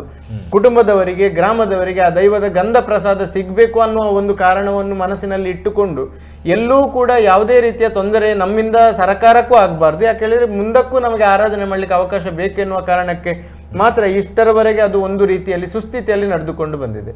ಯಾವಾಗ ಅಲ್ಲಿ ಒಳ ಹೋಗುವಂಥ ಪ್ರವೇಶಕ್ಕೆ ನಿರ್ಬಂಧನೆಗಳು ಬರ್ತಾ ಇದೆಯೋ, ಇನ್ನು ಒಂದು ಮನುಷ್ಯ ಬಗ್ಗುದು ಅಂತ ಹೇಳಿದರೆ ಒಂದು ಭೂಮಿ ತನಕ ಬಗ್ಲಿಕ್ಕೆ ಆಗ್ತದೆ. ಅಲ್ಲಿ ನಂತರ ಬಗ್ಗು ಅಂತ ಹೇಳಿದರೆ ಎದೆ ನೆಲಕ್ಕೆ ಮುಟ್ಟಿಯುವಾಗ ಮನುಷ್ಯ ತನ್ನಷ್ಟಕ್ಕೆ ಎದ್ದು ನಿಲ್ತಾನೆ. ಇದು ಯಾವುದೇ ಒಂದು ವಿಷಯವನ್ನು ಉಲ್ಬಣ ಮಾಡುವಂತಹ ಪರಿಸ್ಥಿತಿ ಈಗ ಬಂದಿದೆ. ಇಲ್ಲಿಯವರೆಗೆ ಶಾಂತ ರೂಪದಲ್ಲಿ ದೈವವೂ ಕೂಡ ಅಲ್ಲಿ ಆರಾಧನೆ ಆಗ್ತಿರುವ ಕಾರಣದಿಂದ ಯಾವುದೂ ತೊಂದರೆ ಗ್ರಾಮಕ್ಕಾಗ್ಲಿ ಅಥವಾ ಅಲ್ಲಿರುವ ಇಂಡಸ್ಟ್ರಿಗಳಿಗಾಗ್ಲಿ ತೊಂದರೆ ಆಗದ ಹಾಗೆ ದೈವವೂ ಕೂಡ ಒಳ್ಳೆ ಅನುಗ್ರಹವನ್ನು ನೀಡ್ತಾ ಇದೆ ಈ ಆರಾಧನೆಯ ಫಲದಿಂದಾಗಿ. ಮುಂದಕ್ಕೆ ಈ ವಿಕೋಪಕ್ಕೇನಾದರೂ ದೈವ ತಿರುಗಿತು ಅಂತ ಆದರೆ, ಇತ್ತೀಚೆಗೆ ಮೊನ್ನೆ ಹೋದ ಒಂದು 2-3 ತಿಂಗಳ ಹಿಂದೆ ಅಲ್ಲಿಯ ದೈವದ ಒಂದು ಚಿಂತನೆ ಮಾಡಿದಂಥ ಸಂದರ್ಭದಲ್ಲಿ ಊರಿನ ಗ್ರಾಮಸ್ಥರೆಲ್ಲ ಸೇರಿಕೊಂಡು ಅಲ್ಲಿರುವಂಥ ಉಳಗುಡ್ಡೆ ಸ್ಥಾನದಲ್ಲಿ ದೈವದ ಸ್ಥಾನ ಏನಿದೆ ಅಥವಾ ಗೋಪುರಗಳೇನಿವೆ ಅಲ್ಲಿ ಎಲ್ಲ ತೊಂದರೆಗಳಿವೆ. ಅಂದರೆ ಅಲ್ಲೆಲ್ಲ ಮಾಡು ಎಲ್ಲ ಸೋರ್ತಾ ಇದೆ. ಸುಮಾರು ವರ್ಷಗಳಿಂದ ಜನ ಇಲ್ಲದ ಪ್ರದೇಶ ಆದ ಕಾರಣ, ಅದು ವ್ಯವಸ್ಥೆಗಳು ಇಲ್ಲದ ಕಾರಣ ಸೋರ್ತಾ ಇದೆ. ಅಲ್ಲಿ ಕರ್ತವ್ಯಗಳನ್ನು ಮಾಡುವುದು ಹೇಗೆ, ಅಥವಾ ಈ ಸೆಸ್ಸಿನವರು ಇಲ್ಲಿಂದ ಹೋಗಬೇಕು ಅಂತ ಹೇಳ್ತಾ ಇದ್ದಾರೆ, ಇದು ಹೋಗುವುದಾದರೆ ಹೇಗೆ, ಎಲ್ಲವನ್ನು ಮನಸ್ಸಿನಲ್ಲಿ ಇಟ್ಟುಕೊಂಡೇ ಒಂದು ಪ್ರಶ್ನಾ ಚಿಂತನೆಯನ್ನು ಮಾಡಲಾಯಿತು ಊರವರೆಲ್ಲ ಸೇರಿಕೊಂಡು. ಆ ಪ್ರಶ್ನಾ ಚಿಂತನೆಯಲ್ಲೂ ಬಂದಂಥ ವಿಷಯ ಏನು ಅಂತ ಹೇಳಿದರೆ, ಇಲ್ಲಿ ದೈವವನ್ನು ನಿಮ್ಮವರು ಯಾರು ತಂದು ಇಟ್ಟದ್ದಲ್ಲ, ದೈವ ತಾನಾಗೇ ಬಂದು ನಿಂತಿರುವ ಜಾಗ ಆದ ಕಾರಣ, ಮತ್ತು ಅಲ್ಲಿ ತೀರ್ಥಭಾವಿಯನ್ನು ದೈವ ಅದರ ಸ್ವಚ್ಛೆಯ ಪ್ರಕಾರವಾಗಿ ನಿರ್ಮಾಣ ಮಾಡಿಸಿಕೊಂಡು ಬಂದಿರುವ ಕಾರಣದಿಂದಾಗಿ ನಿಮಗೆ ಇಲ್ಲಿಂದ ದೈವವನ್ನು ಕೊಂಡು ಹೋಗುವಂತಹ ಯಾವುದೇ ಅನುಕೂಲತೆಗಳು ಇಲ್ಲ. ದೈವ ಇದಕ್ಕೆ ಅನುಗ್ರಹದ ದಾರಿಯನ್ನು ತೋರಿಸ್ತಾ ಇಲ್ಲ. ಹಾಗಾದ್ರೆ ನೀವು ಏನು ಮಾಡಬಹುದು ಅಂತ ಹೇಳಿದ್ರೆ, ಇಲ್ಲಿರುವ ದೈವವನ್ನು ಇಲ್ಲೇ ನೀವು ಆರಾಧನೆ ಮಾಡಿಕೊಂಡು ಬರಬೇಕು ವಿನಃ ಇದನ್ನು ನೀವು ಬೇರೆ ಎಲ್ಲಿಗಾದ್ರೂ ಕೊಂಡು ಹೋದ್ರೂ ಕೂಡ ಸಾಂಕೇತಿಕವಾಗಿ ನೀವು ಕೊಂಡೋಗಿ ಎಷ್ಟು ದೊಡ್ಡ ಸ್ಥಾನಮಾನವನ್ನು ನಿರ್ಮಾಣ ಮಾಡಬಹುದು, ಆದರೆ ದೈವದ ಕಳೆಯನ್ನು ನೀವು ಹೊಸದಾಗಿ ಕಟ್ಟಿದ ಸ್ಥಳದಲ್ಲಿ ದೈವದ ಕಳೆ ತುಂಬಿ ಬರುವುದಿಲ್ಲ.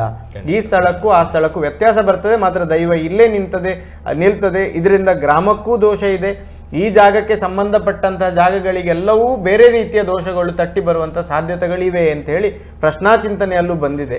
ಇದೆಲ್ಲವೂ ಗ್ರಾಮಸ್ಥರನ್ನೆಲ್ಲ ಒಂದು ಸಂಕಷ್ಟಕ್ಕೆ ಈಡು ಮಾಡಿದೆ. ನಾವು ಅಭಿವೃದ್ಧಿ ಮಾಡುವುದಾದ್ರೆ ಹೇಗೆ ಅಂತ ಹೇಳಿ ಒಂದು ದೊಡ್ಡ ಸಂಕಷ್ಟಕ್ಕೆ ಈಡಾಗಿದೆ. ಇದಕ್ಕೆಲ್ಲದಕ್ಕೂ ಉತ್ತರ ಕೊಡಬೇಕಾದವರು SEZ ಮತ್ತು ಸರ್ಕಾರದಿಂದ, ಸರ್ಕಾರಕ್ಕೆ ಅದಕ್ಕೆ ಸಂಬಂಧಪಟ್ಟ ಅಧಿಕಾರಿಗಳು ಯಾರಿದ್ದಾರೋ ಅವರು ಉತ್ತರ ಕೊಡಬೇಕು. ಇಷ್ಟು ಒಂದು ದೊಡ್ಡ ಸಂಕಷ್ಟದಲ್ಲಿರುವ ಕಾರಣದಿಂದಾಗಿ ಮತ್ತು ದೈವ ನೆಲೆ 2006ರಿಂದ 2025ರವರೆಗೆ ಮುಂದುವರಿದ ಕಾರಣದಿಂದಾಗಿ ಅಲ್ಲಿ ಏನೋ ದೈವಶಕ್ತಿ ಇರುವುದಂತೂ 100ಕ್ಕೆ 100 ಖಂಡಿತ. ಅದನ್ನು ಒಪ್ಪಿಕೊಂಡು ಅದೇ ವಿಷಯ ಬರೋಣ. ಒಂದು ದೂರವಾಣಿ ಕರೆ ಇದೆ. ಹಲೋ ಹಲೋ ಹಲೋ, ಎಸ್ ಹೇಳಿ ಸರ್. ನಮಸ್ತೆ. ನಮಸ್ತೆ, ಹೇಳಿ. ವೇದಿಕೆಯಲ್ಲಿರುವ ಎಲ್ಲರಿಗೆ ವಂದಿಸುತ್ತಾ. ಎಸ್ ಹೇಳಿ. ಒಳ್ಳೆ ವಿಷಯ. ಅದೊಂದು ದೇವರಾಧನೆ ಮಾಡ್ತಿದ್ದಾರೆ ನೆಂದಿನ ಗುತ್ತಿ ಅಂತ ಒಳ್ಳೆ ವಿಷಯ. ನಮ್ಮ ಪ್ರಶ್ನೆ ಚೌಟರಿಗೆ ಮತ್ತು ಗುತ್ತಿಮನದವರಿಗೆ, ಅದು ಕುಟುಂಬ ದೈವ ಗ್ರಾಮ ದೈವ? ಓಕೆ, ಅಲ್ಲಿರುವಂತಹ ಈಗ ಆರಾಧನೆ ಮಾಡ್ತಾ ಇರುವಂತ ದೈವ ಕುಟುಂಬ ದೈವವು ಅಥವಾ ಗ್ರಾಮ ದೈವ ಅನ್ನುವಂತ ರೀತಿ. ಓಕೆ. ಮತ್ತೊಂದು, ಅಲ್ಲಿ ಜಾಗ ಕಳ್ಕೊಂಡವರು ಚೌಟರ ಮಗನಿಂದ ಹಿಡಿದು ಗುತ್ತು ಮನೆದವರು ಬೇರೆಯವರು ಸೇರಿದ ತುಂಬಾ ಜನ ಇದ್ದಾರೆ. ಎಲ್ಲ ಅಲ್ಲಿ ಸರ್ಕಾರ ನೌಕರರಾಗಿದ್ದಾರೆ ಆ SEZ ಕಂಪನಿ ಒಳಗೆ. ಅದು ಹೇಗೆ? ಮತ್ತೊಂದು, ಒಂದು 2006ರ ನಂತರ ಜಾಗ ಹೋಗಿತ್ತು. ಅದರ ಮುಂಚೆ ಒಂದು 10 ವರ್ಷ ಅಲ್ಲಿ ಬಂಡಿ ನಡೀತಾ ಇತ್ತು. ಆಗ ಆ ಗುತ್ತು ಮನೆದವರು ಅಲ್ಲಿ ಭಂಡಾರ ಸಾಗೊಡ್ಲಿಲ್ಲ, ಏನು ಸಾಗೊಡ್ಲಿಲ್ಲ. ಆಗ ಬಾಡಿಗೆಯ ಭಂಡಾರ ತಂದು ಹಾಳೆಯ ಮುಖದಲ್ಲಿ ಬನ್ನಿ ನಡೀತಾ ಇತ್ತು. ಹಾಗೆ ಎಲ್ಲಿ ಹೋಗಿತ್ತು ಪ್ರೀತಿ? ಅದೊಂದು ಪ್ರಶ್ನೆ, ಅದಕ್ಕೆ ಉತ್ತರ ಬೇಕಿತ್ತು. Okay okay okay yes yes okay.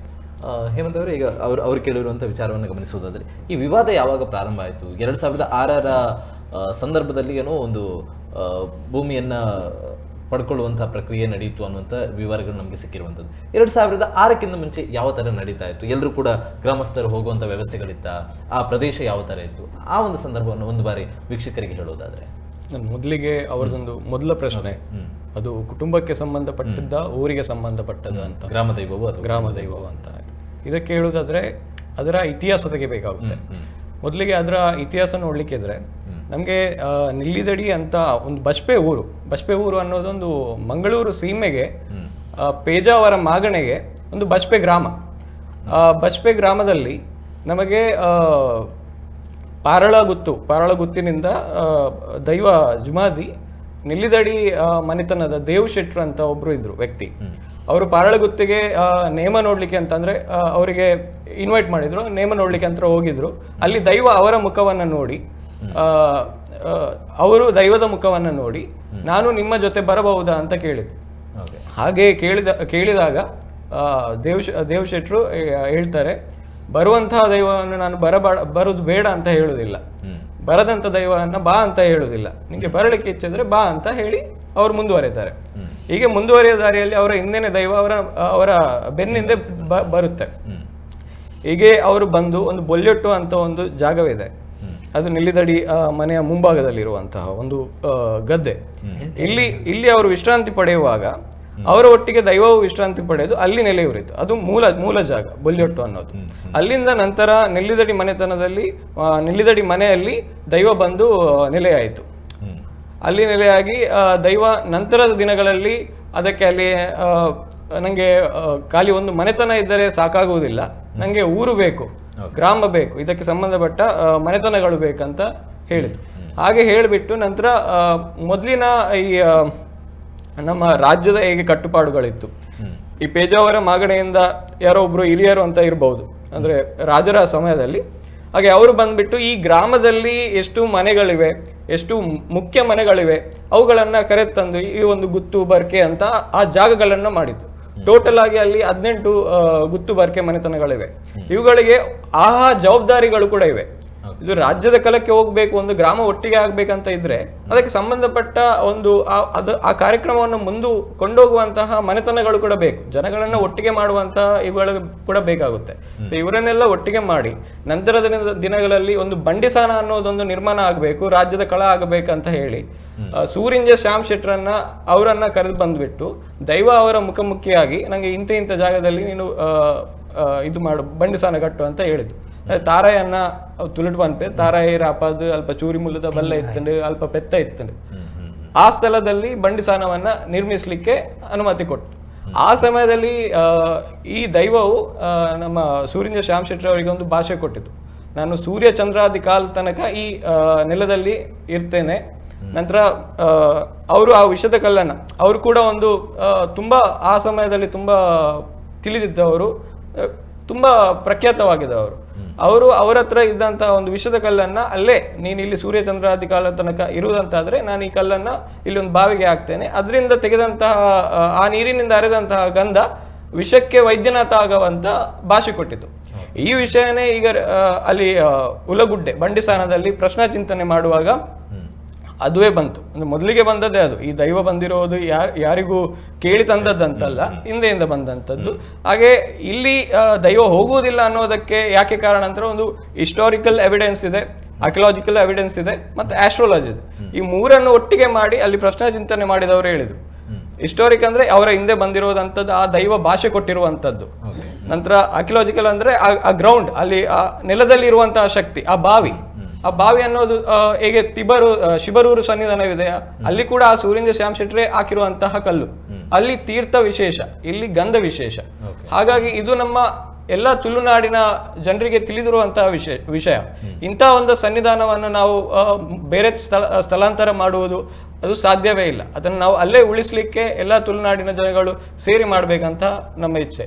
Okay ಅಶ್ವಿನರ್, ಅದೇ 2006 ಮುಂಚೆ ಯಾವ ಥರ ಆಚರಣೆ ಇತ್ತು, ಆ 2006 ಸಂದರ್ಭದಲ್ಲಿ ಏನು ಘಟನೆ ನಡೆಯಿತು? ಆ್ಯಕ್ಚುಲಿ ಸರ್ಕಾರದ ಸ್ವಾಮ್ಯದ ಕಂಪನಿಗಳಲ್ಲಿ ಯಾತಕ್ಕೋಸ್ಕರ ಬಂತು, ಪರ್ಟಿಕ್ಯುಲರ್ ಅದೇ ಪ್ಲೇಸನ್ನು ಯಾಕೆ ಟಾರ್ಗೆಟ್ ಮಾಡ್ತೀವಿ, ಏನು ನಡೆಯಿತು ಅಂತ ಅದೊಂದು ವೀಕ್ಷಕರಿಗೆ. ಕೆಲವು ವಿಷಯಗಳು ಪೂರಕವಾಗಿರ್ತದೆ, ಕೆಲವು ವಿಷಯಗಳು ಅದಕ್ಕೆ ಪೂರಕವಾಗಿರಬಾರ್ದು, ಆದರೆ ಇರಬೇಕು ಅಂತೇನು ಇಲ್ಲ.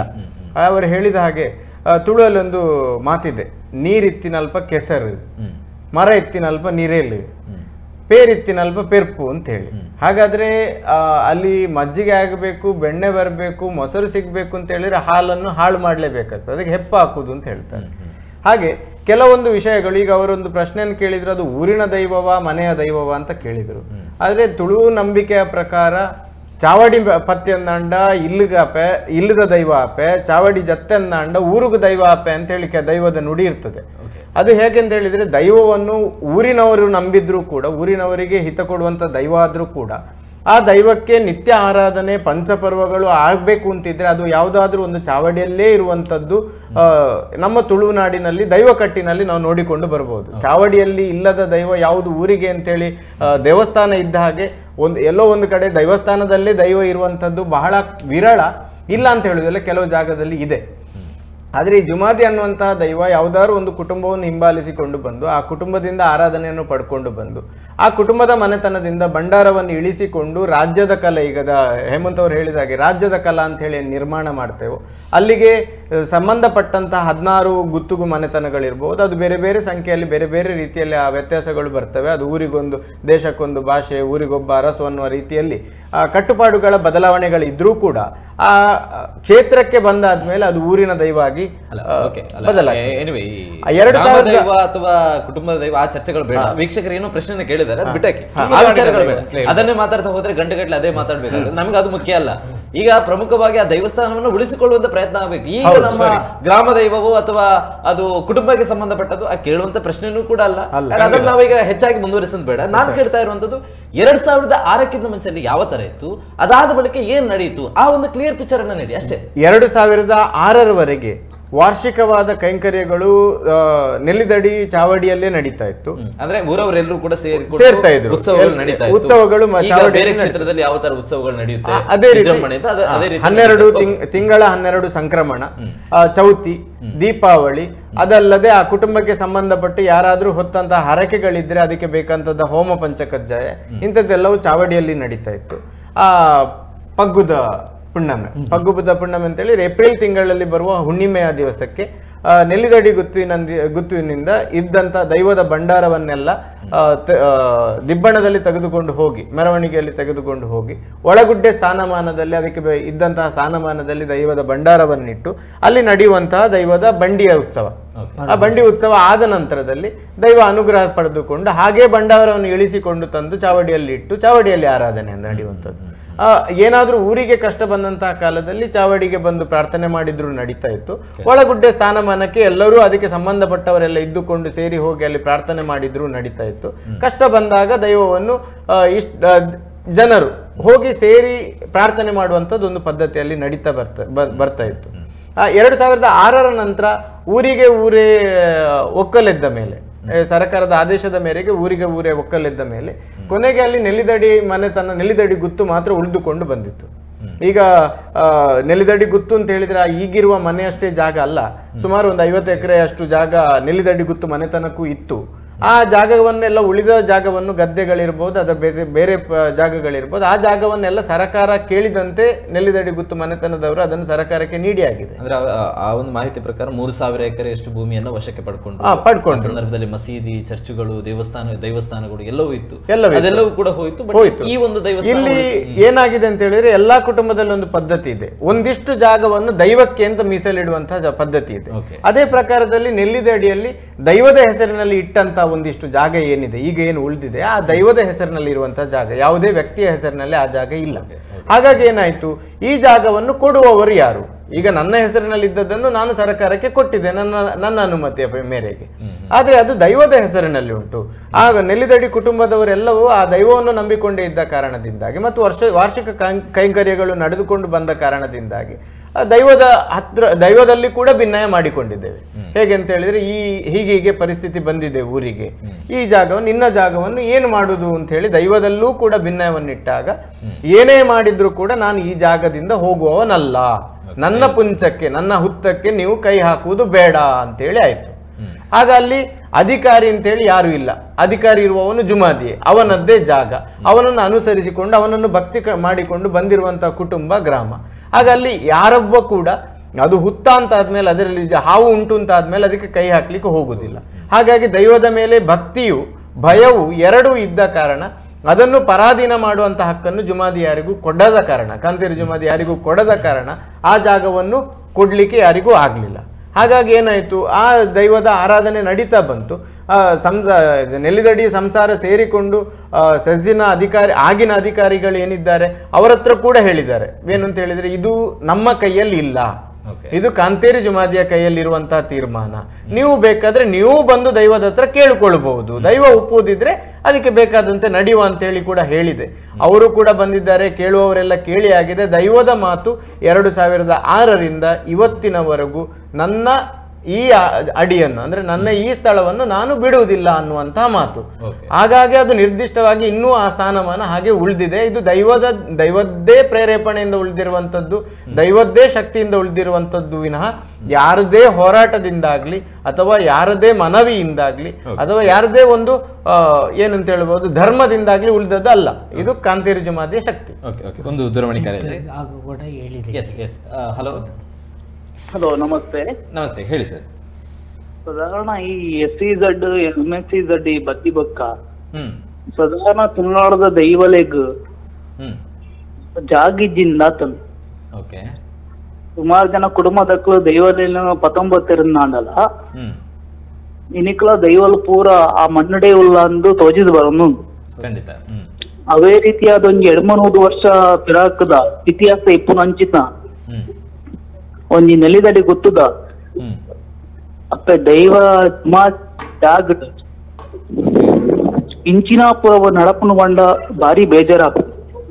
ಓಕೆ ಇಡೀ ತುಳುನಾಡು ಇತ್ತ ಒಂಜಾದು ಉಂಟೋಡು ಖಾಲಿ ನೆಲ್ಲಿದಡಿ ಮಾತ್ರ ಇಂಥ ಒಂಜಿ ಎತ್ತೋ ಒಂಜಿ ಸ್ಥಳಕ್ಲೆಗ್ ಒಂಜಿ ಬಾರಿ ಒಂಜಿ ಅಪಮಾನ ಒಂದು ಓಕೆ ಹ್ಮ್ ಹ್ಮ್ ಹ್ಮ್ ಇಡೀ ತುಳುನಾಡು ಒಟ್ಟೊಂದು ದೈವಾರಾಧನೆ ವರಿಪಾವಡು ಹ್ಮ್ ಅವೇ ಪ್ರಕಾರವಾದ ನೆಲ್ಲಿದಟ್ಟು ಆವನಿಸಿನ ಆರಾಧನೆ ವರಿಪಾವಡು ಓಕೆ ಓಕೆ ಹ್ಮ್ ಈತ ಅನ್ಕೊಂಡ್ರೆ ನಾನು ಇಷ್ಟಪಡ್ತೇನೆ. Okay okay sir. ಸೋಲ್ಮೇಲ್ ಎಸ್.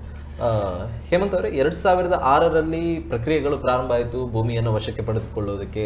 ಆ ಸಂದರ್ಭದಲ್ಲಿ ಅಲ್ಲಿ ಇದ್ದಂಥ ಮನೆಯವರಾಗಿರ್ಬೋದು ಅಥವಾ ಅನೇಕ ಮನೆಗಳು, ಚರ್ಚ್ಗಳು, ಮಸೀದಿ, ದೈವಸ್ಥಾನ ಎಲ್ಲವೂ ಕೂಡ ಸರ್ಕಾರದ ಸ್ವಾಮ್ಯಕ್ಕೆ ಹೋಗ್ತಾ ಹೋಗುತ್ತೆ. ಅಂದರೆ ಬಿಟ್ಕೊಡ್ಬೇಕಾದಂಥ ಅನಿವಾರ್ಯತೆ ಬಂತು, ಎಲ್ಲವೂ ಕೂಡ ಬಿಟ್ಕೊಡ್ತಾ ಹೋದರು.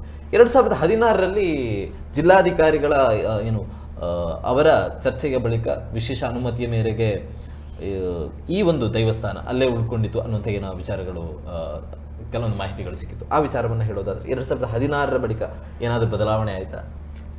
2014ರಲ್ಲಿ ಇದು ಅಕ್ವಿಸಿಷನ್ ಬಂದಿತ್ತು, ನೋಟಿಸ್ ಆಗಿ ಅಕ್ವಿಸಿಷನ್ ಆಗಿತ್ತು. ಆಗ್ಲಿಂದಲೇ ನಮ್ಮ ಮನೆಯಿಂದ ಅದಕ್ಕೆ ಅಪೋಸಿಷನ್ ಇತ್ತು. ಅಂದ್ರೆ ನಾವು ಅದನ್ನ ಎಕ್ವೈರ್ ಮಾಡ್ಲಿಕ್ಕೆ ಬಿಡುದಿಲ್ಲ, ನಮ್ಗೆ ಅದು ಉಳಿಲೇಬೇಕಂತ ಇತ್ತು. ಆ ಸಮಯದಲ್ಲೇ ನಾವು ಜಿಲ್ಲಾಧಿಕಾರಿ ಅವರಿಗೆ ಮನವಿ ಕೂಡ ಮಾಡಿದ್ವಿ. ಆ ಮನವಿ ದಾಖಲೆಗಳು ಕೂಡ ಇದೆ. ಹಾಗೆ ಅವಾಗ ಯಾರು ಅಧಿಕಾರಿಗಳು ಇದ್ರು ಅವರು ಅದನ್ನು ಉಳಿಸ್ತೇವೆ, ಆ ಜಾಗವನ್ನು ಉಳಿಸ್ತೇವೆ ಅಂತ ಹೇಳಿದ್ರು. ನಂತರ ಕ್ರಮೇಣ ಆ ಸ್ಟಾರ್ಟಿಂಗ್ ಟೈಮಲ್ಲಿ SEZ ಆ ಜಾಗ ಲೆವೆಲಿಂಗ್ ಮಾಡೋದು ಅದೆಲ್ಲ ಆ ಕೆಲಸಗಳು ನಡೀತಾ ಇತ್ತು. ಇದು ಕಂಟಿನ್ಯೂ ಆಗ್ತಾ ಇರುವಾಗ ನಮ್ದೊಂದು ನೆಲ್ಲಿದಡಿಗೆ ಸಂಬಂಧಪಟ್ಟ ಪೈಲ ಮನೆ ಅಂತ ಆ ಜಾಗಗಳಿತ್ತು.